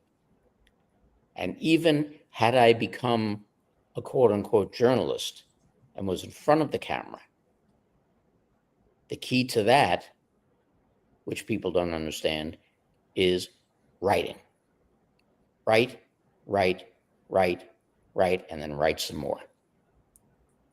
And really hone your writing skills, which is why back when we had journalists, you didn't start your career at WABC TV. You started somewhere in Podunk, where you were not only the reporter, you were the camera person, you were the producer, and you cleaned the bathrooms before you left and shut the lights off. And you worked your way to New York or to LA or something like that. So I learned my writing skills in junior high and high school. But these are the dumbing down things that they've done in education and placed importance on the wrong things. And if you go and you ask any kid nowadays who wants to go into the media, what do they want to be? They will tell you that they want to be an anchor. Why do they want to be an anchor? Because they get paid the most, and all they do is sit there and they read what somebody else wrote. Really? I was a communications major too. I went to Fordham. My kids crack up when I tell them how much my tuition was with room and board. Ridiculous. But my daughter, actually, my 19-year-old, wants to be a writer, and she's actually the opposite, though.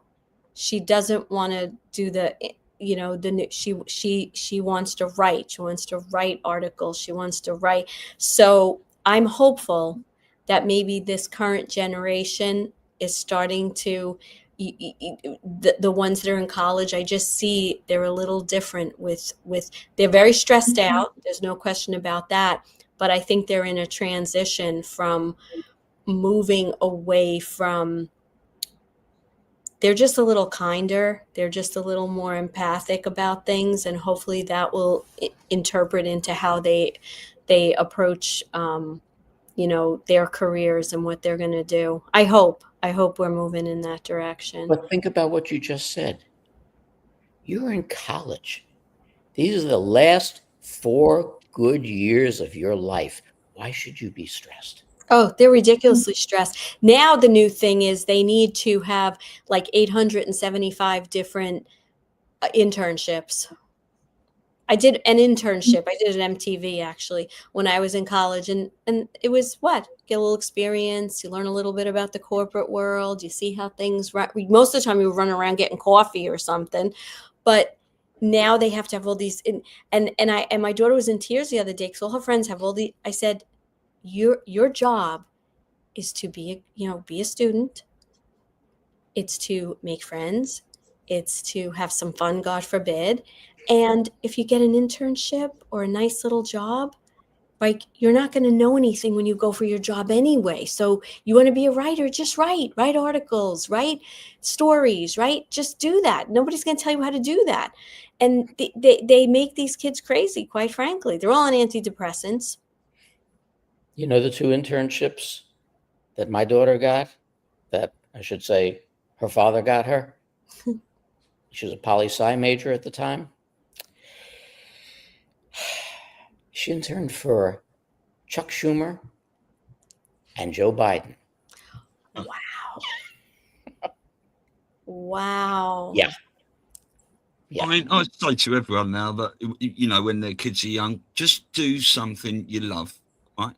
Whatever you do, you don't need to go to school, although it helps to learn to, you know, add some things up and learn to write and things like that. If you do something you love, go and do some volunteer work with someone who does that job, who's, you know, older, can show you the ropes. That's how you learn. It's on the job. I was the only one that went to grammar school from my primary school. And 3 years into grammar, I've told you a story about waking up in history lesson thinking this is just all nonsense. Yeah, absolute nonsense. And I messed about for a couple of years, and then I went and got a job. I was putting this car mechanic and stuff like that. But this is the passion is dumbed down out of people at school. Well, because everything is pressure. You're getting the stress at home. You know, look at kids nowadays. Okay. They go to school for X amount of hours. They're learning virtually nothing.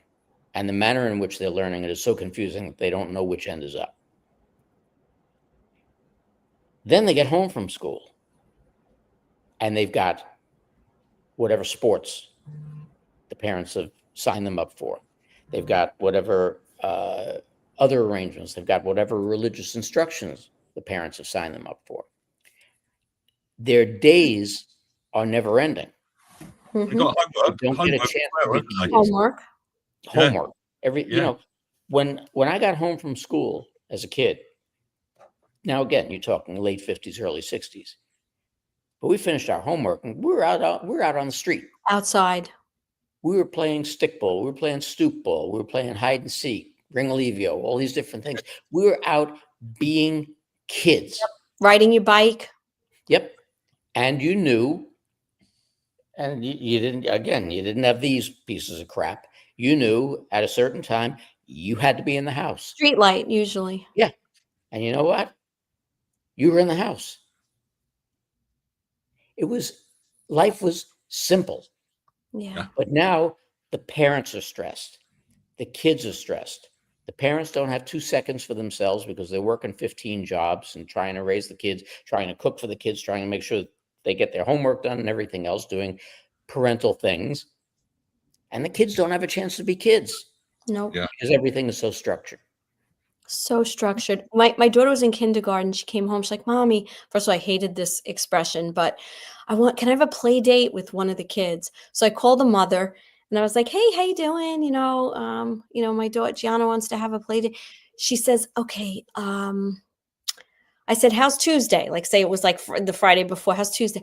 "Well, they had 3 kids. Well, this one has karate and this one has music. And then Wednesday." Anyway, she was going through a whole schedule. Just all I was going to do is have the kid come over, let them play. I go, "I'll tell you what," we were into like the next month. I said, "Tell you what, when you know your schedule, if you have a free, a couple of hours, let me know." I get off the phone. I tell my daughter, she's for 5, whatever she was. I go, "Honey, it's not going to happen. Pick a different friend." I mean, how many things do you have to do? They're little kids. Let them read, let them color, let them do crafts, let them go outside.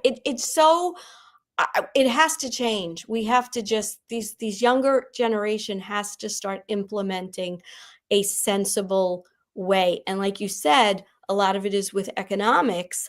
But if we're not all trying to get the new best car and we have to start realizing what are the priorities, right? Is the priority. People have to start realizing this is not a babysitter.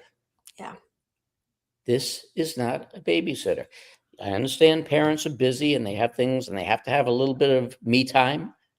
But when the kids go to bed, you got all the me time in the world. But facts being what they are, you can't be taking care of this or taking care of that while the kids are either playing games on their phones or tablets or on the web. Yeah. Yeah. And the web, we wouldn't be where we are right now if it wasn't for the web. But the web is a very seriously dangerous place. Yeah.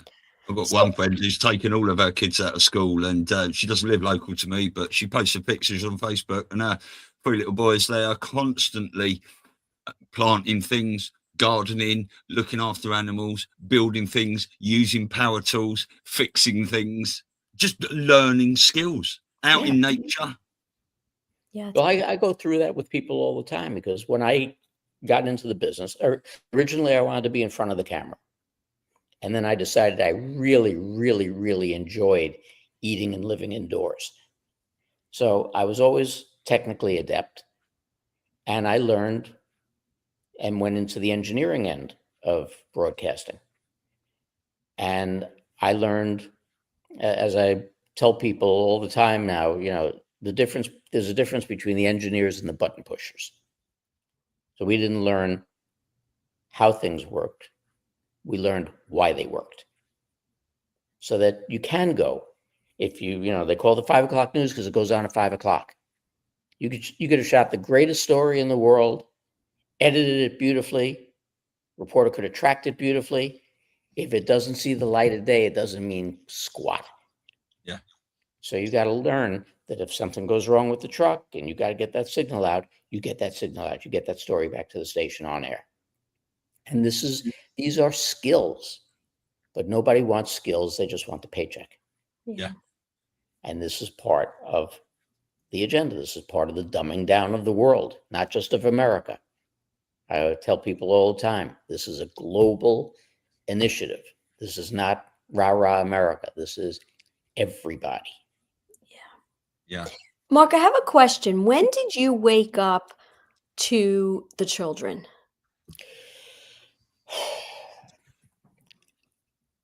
I've seen, because of what I did, I've seen forms of child abuse my entire career. As far as how rampant and how deep that rabbit hole went and how sick and severe that rabbit hole was, I would say it's been about 8 years, 9 years.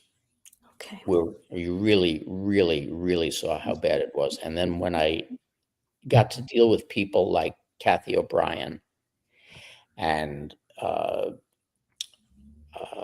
Lynn Scott Hagerman, and over in Australia, Rachel Vaughn, and a bunch of others. And you learn how the center of it, no matter which situation it was, it all seemed to start in the home, usually with an abusive father and a very either frightened or submissive or participating mother. And it wasn't just a singular event. It wasn't just in the household. It was the type of thing that seemed to be prevalent in the area. Like especially with Rachel Vaughn, her entire, I don't know what you'd call it in Australia, their neighborhood or their section was heavily involved. There was a boys' home there that there were tunnels that they were raiding the boys' home, bringing them, and they were never seen again. And her father was very, very heavily into it. Same thing with Kathy. Kathy was one of the initial experiments of MK Ultra. And now, with these people, I don't mean to cut you off, but I just want to put a pin. Are you say like in the home? Yes. Now, are you talking across the board, like where there's just this is part of whatever they do, or because it's part of the kind of CIA government, like that these MK Ultra was CIA. SRA kind of a thing? But you see, SRA and MK Ultra, two entirely different things. Okay. SRA is satanic ritual abuse.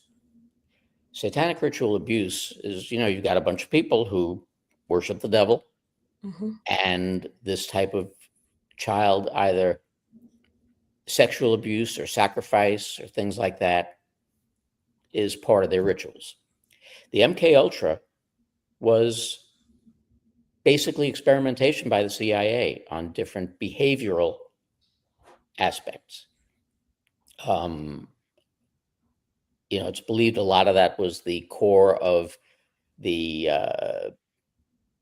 60s, generation of peace and love, where all the drugs were introduced and this and that and the other. A lot of the, it's alleged a lot of the California groups that came out the doors and Mamas and Papas and that entire era was MK Ultra'd.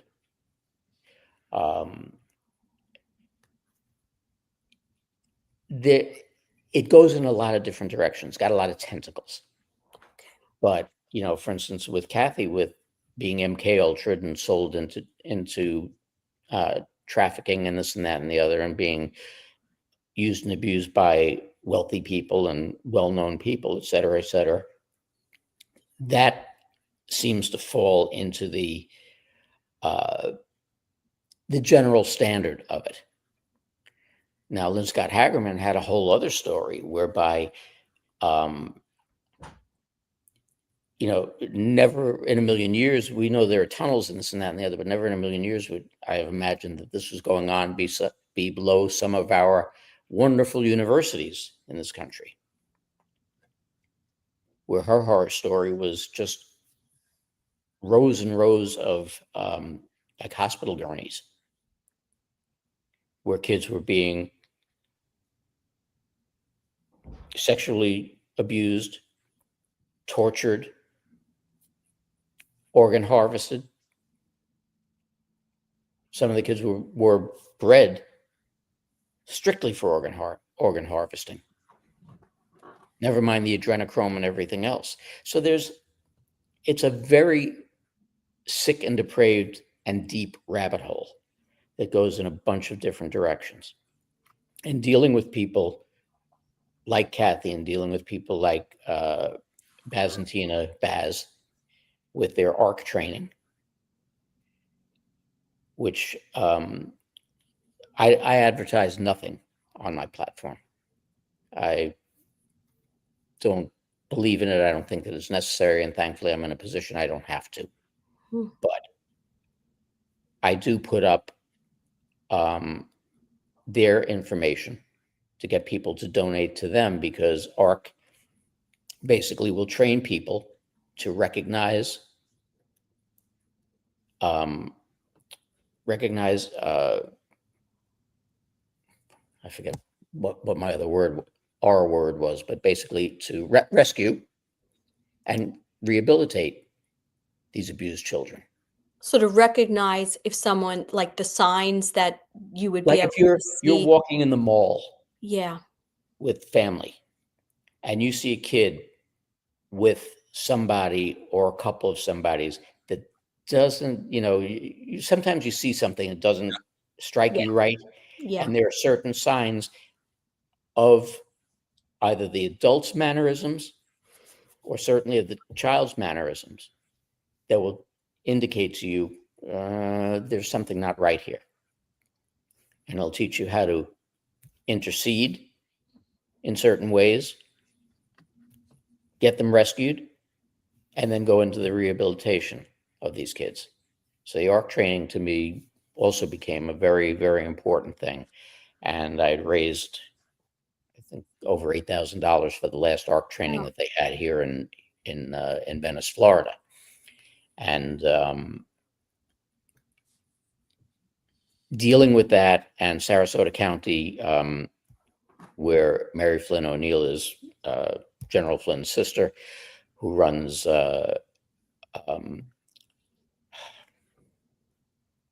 too many senior moments today, too many things in my mind. America's First. It escapes me at the moment, but they do a whole bunch of humanitarian projects, especially with the children. And these are run by at the head of it is Mary Flynn O'Neill, you said, who's And Yes. wow. And they are setting up a children's ranch in Sarasota that I'm also trying to raise money for. I will be getting it out, hopefully within a couple of weeks.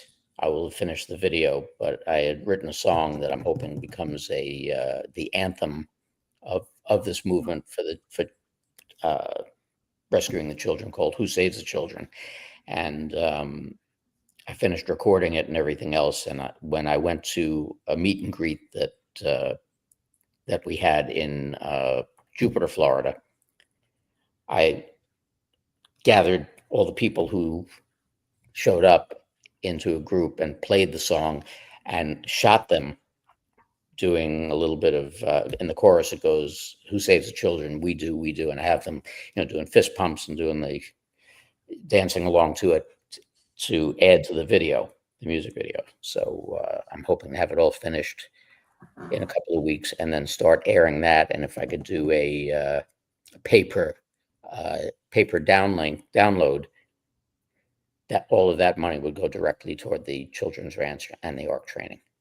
Well, any links you've got, Mark, if you send it to me or Lisa, and I'll put them all in the description of this for you. Excellent. Definitely. Thanks. Yeah. And does it make sense? Does Mary Flynn O'Neill, does she go on shows to promote this? Or is she very behind the scenes? Shows to promote it. The first time that I had Mary on was also a child trafficking show with a woman by the name of Michelle Peterson. Okay. Michelle Peterson, if I remember correctly, was from I think Minnesota or Indiana, somewhere in that area. And her son was courted by one of the coaches there, groomed, I should say, attempted to be groomed by one of the coaches. And she happened to pick up on this through her son's cell phone texts that were coming in all hours of the day and night. And she was actually the person who instigated and got through the first child grooming bill in the country. And they're working on getting through the federal passing of that now, illegalizing child grooming. But I had Mary on with Michelle, and that was a very, very, very interesting show. As a matter of fact, I think I just replayed that a couple of weeks ago. But, there's so much going on in the way of child trafficking that's so important. And I stress it so much, and I replay them and cover the topics as many times as I can. I'm not interested in people saying, why are you doing this again? I'm doing it again because people need to know. And people need to see it, and they need to see it, and they need to see it, and they need to see it until they're sick enough of it to want to do something about it. Certainly. Because as we stated earlier in the show, there but for the grace of God go you. And if anybody has seen The Sound of Freedom, God forbid, 1 billion times over, you should ever walk into your child's room and find nobody there. Yeah. And then you see how quickly you start to care. Yeah.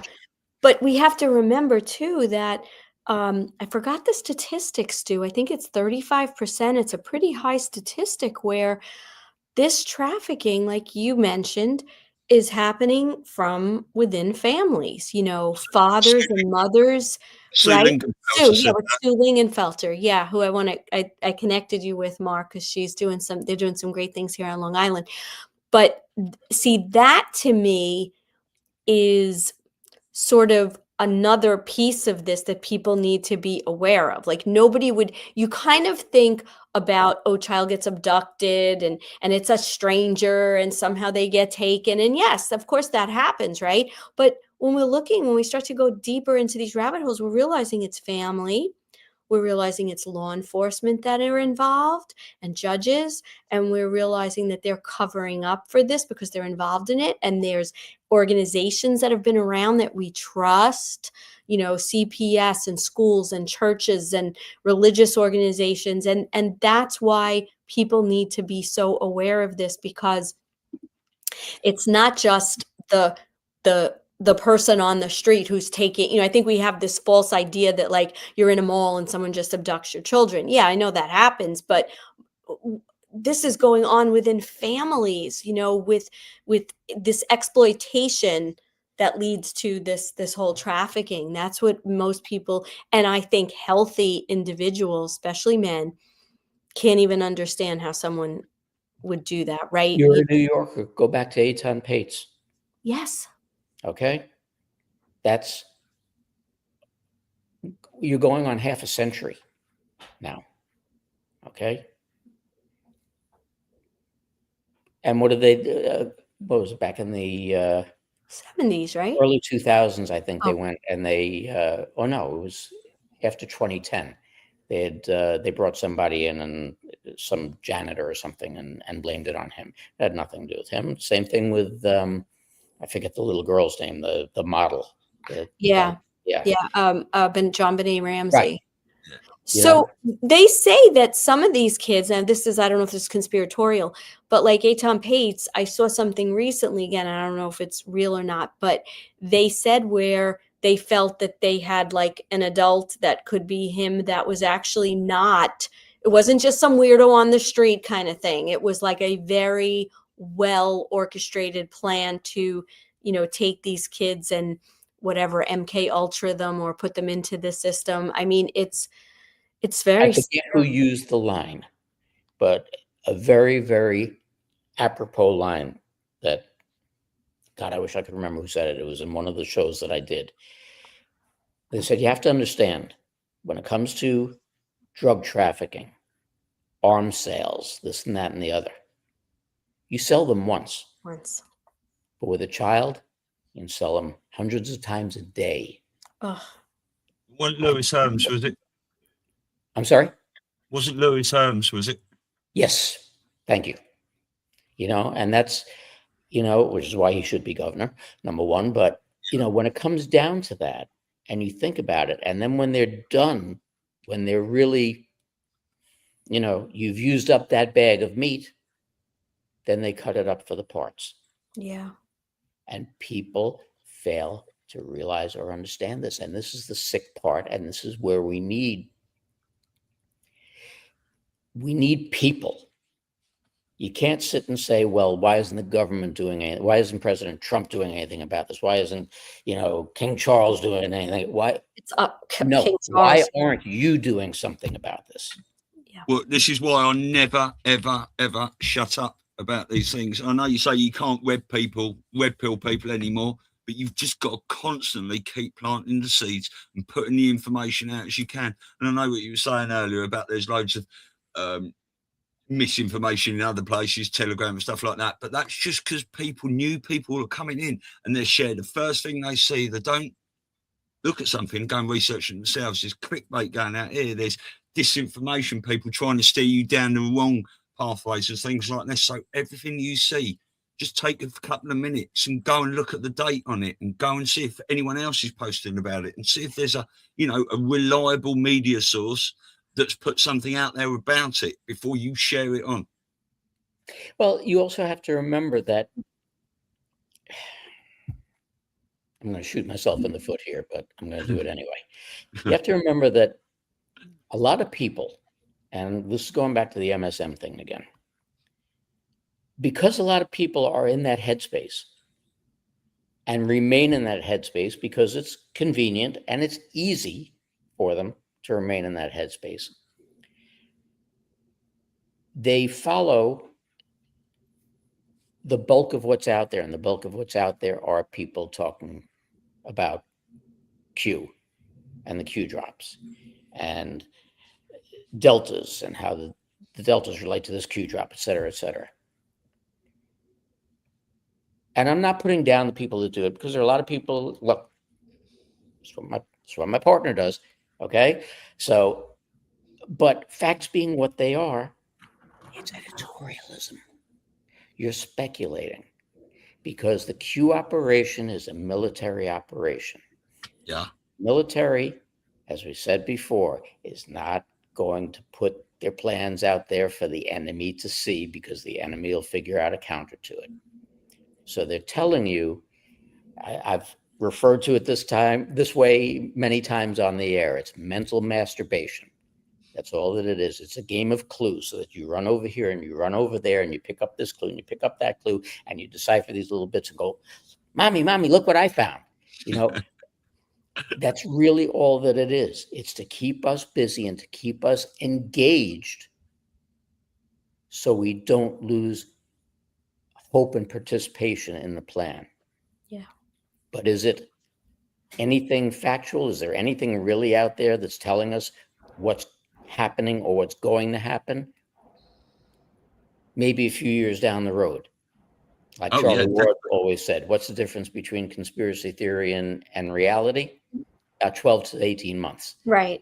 Okay. So it's the same thing with this. Yes, there are deltas and things come out on those deltas, but that doesn't mean that it's going to be 6 years here or 1 year here or 2 years there. It's going to happen when it's going to happen. And it's going to end when it's going to end. Yeah. And ain't anybody out there on Telegram or Rumble or X or anywhere else that's going to tell you that, because they don't know. None of us know. A lot of people got into the movement because the RV, I'm going to become a multimillionaire by buying dinar and this and that and the other. First of all, if that was your idea, you're in this for the wrong reason. Right. Above and beyond that, when we first started out, we were being told, the dinar is going to revalue and it's going to be, $5 and change per dollar. And you're going to, so if you buy $1 million worth, you're going to come out with 5 million. Says who? Says who? I've seen what's happened with gold and silver. I can point to that factually, but that's still, no matter how you want to look at it, that's still a manipulation, because they haven't taken down the markets yet. Yeah. And as long as the markets are operating, gold and silver are still going to be artificially manipulated. But at least you see something happening with that.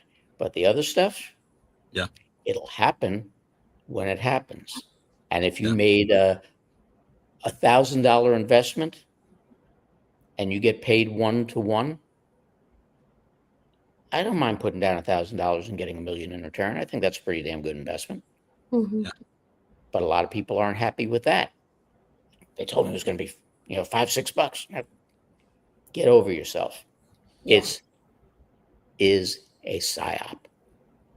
A psyop in and of itself is misinformation. Hear it, learn it, accept it. Yeah. You will know when you know. Yeah, definitely. No, it's interesting watching all these deltas and stuff come in, and it's brilliant watching Dave and Rambo and all this stuff do what they do. And it is, I think a lot of it is to keep us engaged. But the Q operation came in to do exactly what it was supposed to do. And don't forget, Q hasn't posted for 3 years and about 3 years, 3 weeks, something like that. Mm-hmm. And there's a reason for that. It's because it woke people up to get activated, to get engaged, and start putting out all these truths and start waking everyone else up. Because I said it 17 million times. If 8 billion people stood up at the same time, knocked all them chess pieces off the table, whatever that are on our backs, and said, we're not doing it anymore, it ends anyway. That's right. All it takes is us. Yeah. We the people are the plan. Yes. But to your points, the Q operation, the dinar, XRP, all these things are okay, they'll happen when they happen. But when it comes to the children, that's something we can all do something about without question, whether it's to become involved and understand this ARC program, right? So you can help, whether it's to just understand, because just the energy of knowing what's going on puts you at a different frequency and awareness and sharing with other people. Because when we share what's going on, people become more aware, people become more alert, right? Nobody knew it. Nobody knew this was going on a few years ago. I mean, in mass. Now you have, I just heard an ad the other day in the car about trafficking, human trafficking, and being aware. Like, it's, you know what I'm saying? It's starting to get out there. And that's something we can do something about, to build that awareness and to be alert. And, you know, Let me just correct one word that you're using. okay. Not can, must. Must. Yeah. You know, Yeah. this is something that we absolutely must do, because it is that important. We all have to go and participate. We all have to go and do everything that we possibly can to get it done. And if we don't, we're going to be the ones to suffer for it. And the kids are going to be the ones to continue to suffer for it. Now, and that's what we can't allow. Yeah. And the thing is, a lot of the people have got the wrong mindset, because they come from this opinion that, oh, they wouldn't do that. But they're coming from the opinion that I wouldn't do that. Right. But they don't realise how they do that. Psychopathic and evil these fucking people are. Yeah. You know? So, Mark, you're an advocate of this. What can people do? Just practically speaking, we're all talking about sharing information, yes, and getting people to understand this goes on. But, like, what are some of the things you've interviewed and worked with so many remarkable people in both victims and people that are doing things to help the victims? Like, what can just average, simple people do? It costs people nothing except their time to volunteer. Okay? I always go back to the old George Carlin line. You got to wanna. You know, and the sad part is, either because of money or because of time constraints, et cetera, people don't wanna. But you got to wanna. You got to get out there and you got to help. And there are a million and one ways that you can help. And one of the things that I was joking about this with my wife the other night in regard to, you know, it's the holiday season and they're running all those wonderful ASPCA ads and St. Jude's ads and Shriners Club ads. And you sit and you think about it. I became fairly friendly with Frank Siller, who is the guy who set up and runs Tunnels to Tower, or Tunnel to Towers. And when you go and you check out that organization, and it's very easy to do with any organization, any charity that you look at, that you want to donate to or feel is a worthwhile cause, look up online what percentage of funds that they take in goes toward the cause. Now, Tunnel to Towers is nicely over 90%. So 90 cents of every dollar is going toward the cause. And what they do basically is they build smart homes for disabled veterans or first responders and this and that and the other, or pay off the mortgages and pay off the mortgages, or you know, if it's family that lost their first responder or troop member, they'll pay off their mortgage and fix up their house and this and that and the other. So better than 90 cents on every dollar is going toward doing this. But you sit and you know, I'm watching these ads for the ASPCA and they show these dogs shivering and they're in the cages. Well, first of all, you're standing there shooting these dogs shivering, and you're standing there shooting them in the cages, and you're not doing a goddamn thing about it. Okay? While they're standing there suffering, you're exploiting it. That's number one. The dogs are hungry. Okay. Feed them something. Don't let them continue to suffer. Get what you need out of it and then feed them. Okay? Feed them something. Don't do. It costs money to get a crew to shoot the stuff. It costs money to travel to where you need to shoot the stuff. And I'm telling you this from experience because I got sent on enough remotes that I know these things aren't cheap. Then they offer this packet that they give you once you donate. It's only 63 cents a day, $19 a month, blah, blah, blah. And how much does it cost you to make that plushie toy? If you're giving away with it? How much does it cost you to make up these color printouts that you're putting in? How about putting that money toward the damn animals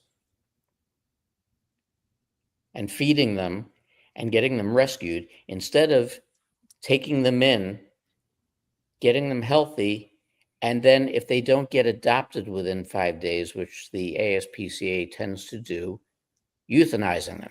Yep. Okay. I would say that the ASPCA is probably somewhere around 60 cents on every dollar goes toward the animals, while the rest of it goes to the board and the salaries of the executives and their plushie toys and all these other things. So there are plenty of things people can do out there to go and help if they want to help with donations. You want to donate to something? I was trying to do it while we were talking before, get it off of my show, the link for the ARC training. As a matter of fact, I'll tell you what, I'm gonna read it to you and you can type it up. Okay, Stu? It is to donate for ARC training. It's www.pledge, PLEDGE,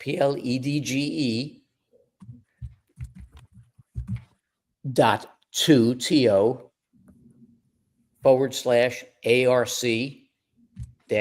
/ARC-AF. So that's pledge.to-ARC-AF. And that's where you can donate to the ARC training. And the ARC training is about $600 or $650 per person.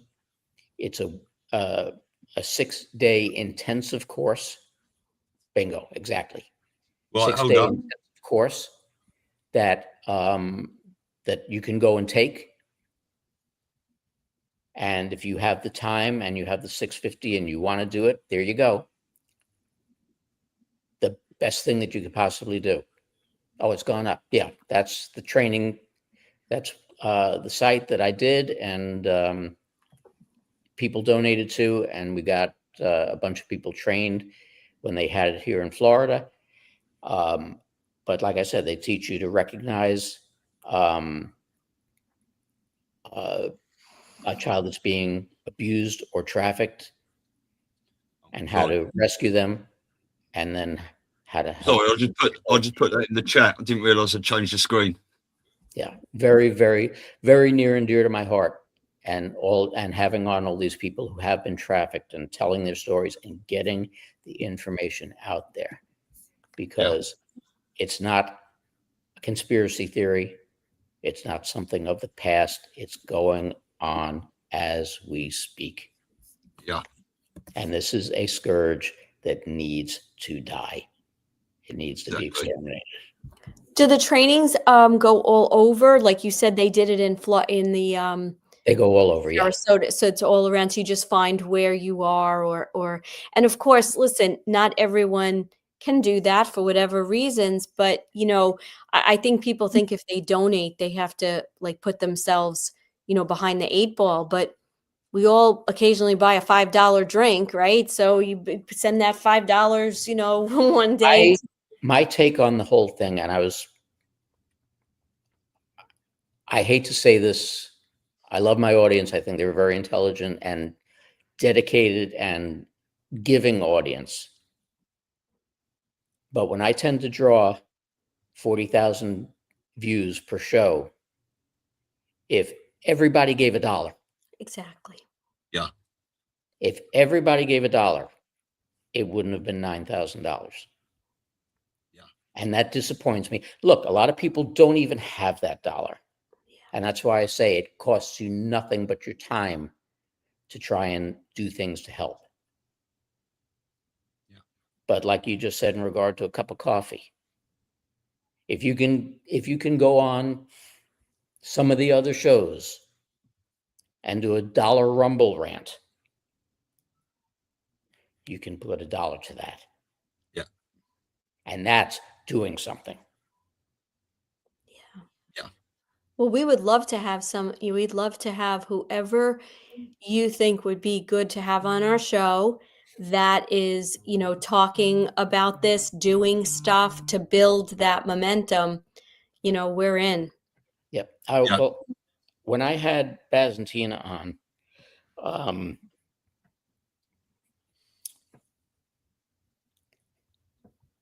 I had Kathy on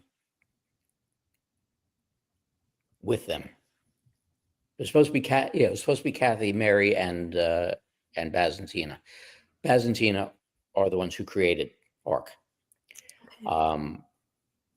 Mary didn't make it that night, but I'll see if I can arrange that for you, because that would be to hear them.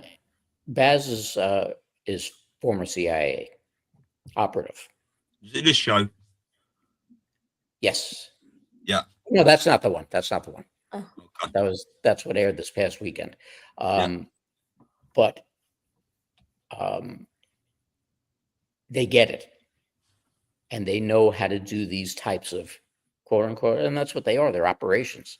They know how to do these types of operations and how to get them organized and how to train the people properly. And most of the people that they're looking for this training are former first responders, teachers, medical professionals,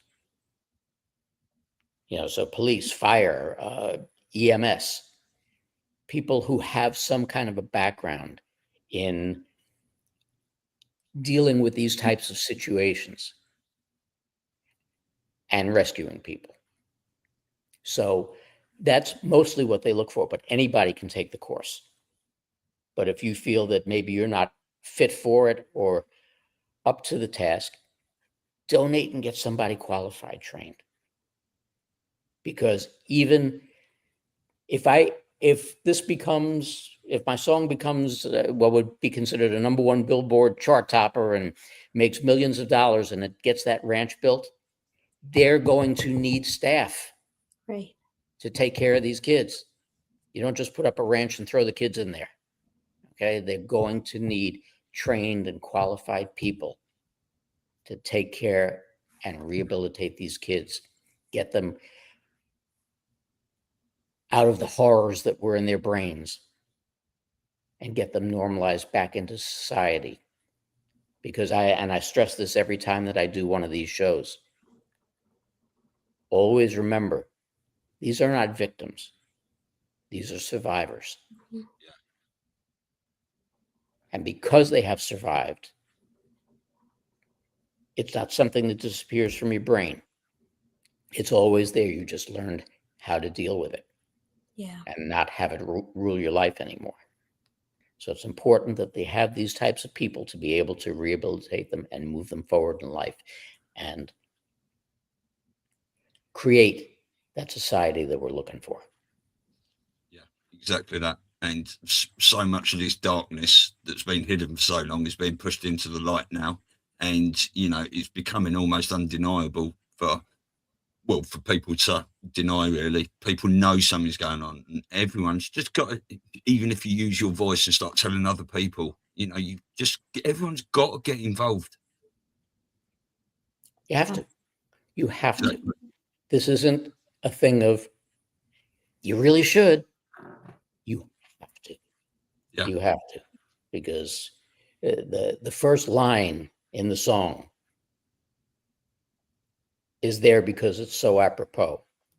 Children are God's gift to the world. Yeah.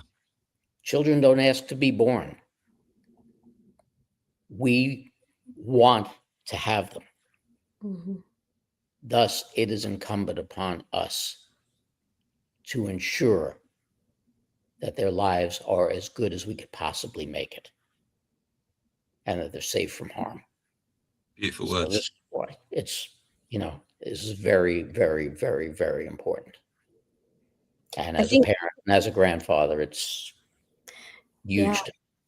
I think people can't really get there, people, because regardless what you say about average people, we're good, and people just have such a hard time wrapping their heads around what these sick, psychopathic, I'm not going to call them animals, they're not deserving of being called an animal, these monsters do. Well, one thing, it's been said a billion times in this movement, and I think that's what people should focus on more than anything else. This isn't a battle of Republican versus Democrat. This isn't a battle of black versus white. This isn't a battle of the US versus Russia. This is a battle of good and evil. Mm-hmm. Plain and simple. Yeah. And if you don't understand the difference between good and evil, you have more serious problems than anything we're talking about. So this is what it's about. And you're not dealing in a simple case of a difference of opinion. You're dealing in a case of dealing with evil. Oh, yeah. You have to get beyond it. And it doesn't make a difference if you're Jewish, if you're Christian, if you're Muslim, if you're Buddhist. This spans everything. God doesn't really give a good goddamn what your belief system happens to be. He believes in what's in here. And eventually you're going to take that final breath and you're going to have to explain to him why you made the decisions that you made. Yeah. And what do you want to explain to him? Something good or something bad? Exactly. So it doesn't make a difference what your religious belief happens to be. It makes a difference what type of human being you are. Exactly. I couldn't have said that any better at all. No. Thank you, Mark. Oh, it's an honor. It's an honor. It's our honor. And I know we're having our event in April, and you're going to be in Florida, but we're gonna Zoom you in because I'm going to try and work on that. Okay. I'm supposed to be here. There are things that I have to get done, but I'm going to try and work on that. Mainly for my own selfish reasons, because there are people there that I deal with all the time that I'd like to see in person. Yeah. You as well. But, I'm going to try and work on that. But Okay. I will absolutely be participating, yes. Yeah. Brilliant. It's too important. There's a lot of issues, but and Donna Ferrara, who is the founder of this event, and that's just her main thing, the children. So, and there's a lot of tentacles and things that we need to talk about and people need to be aware of, but at the base of everything, that's the one thing we can't control the military operation. Like you said, we can't control the money, but we can control keeping those antennas up and understanding and knowing what's going on so that we can help be a part of the solution to end it.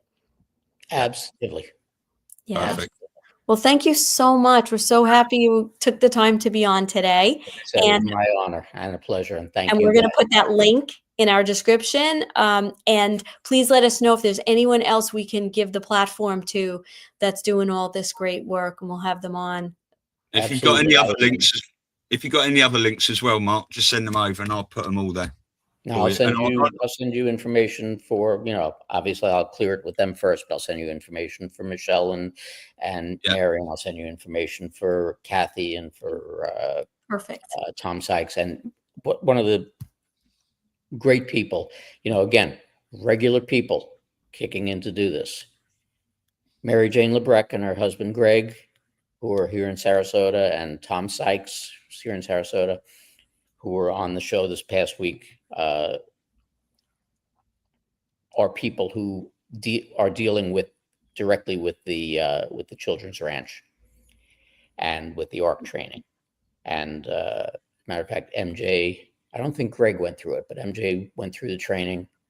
And there's a bunch of good people that I will send you that will talk ad nauseum about this subject, and people have to hear it ad nauseum.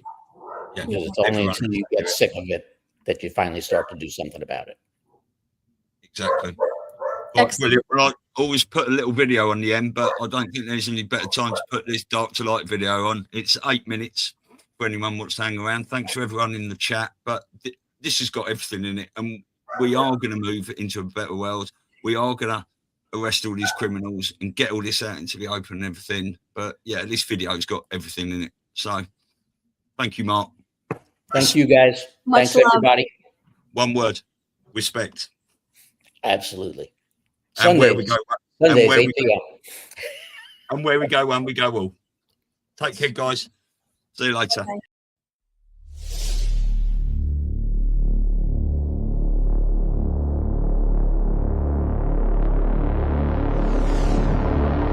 We're moving from dark to light.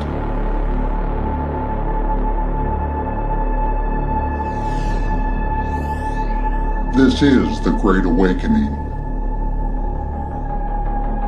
People of the world have woken up, and the light has shined on the darkness, and the darkness cannot hide from it.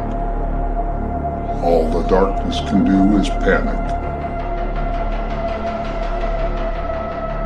All of the systems the darkness had in place to control us are going to crumble. The fear, the corruption, the greed, the wars and rumors of wars, the hate, the technology, media propaganda, the child trafficking, and the slave economy. All of these control systems will crumble down.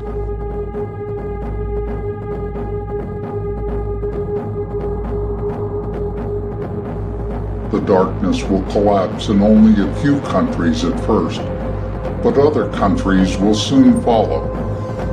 We will unite against the dark.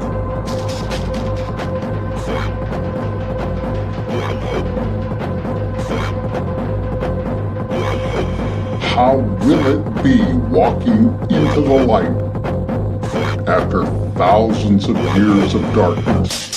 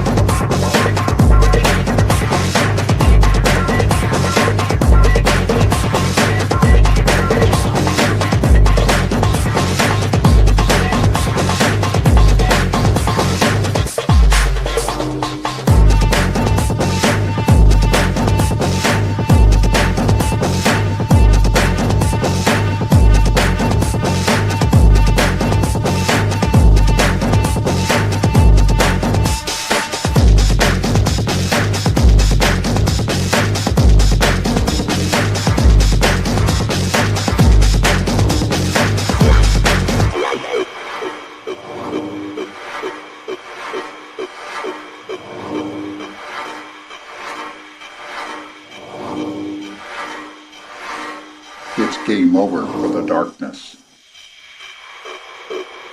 Are you ready for the light? Welcome to the new Earth.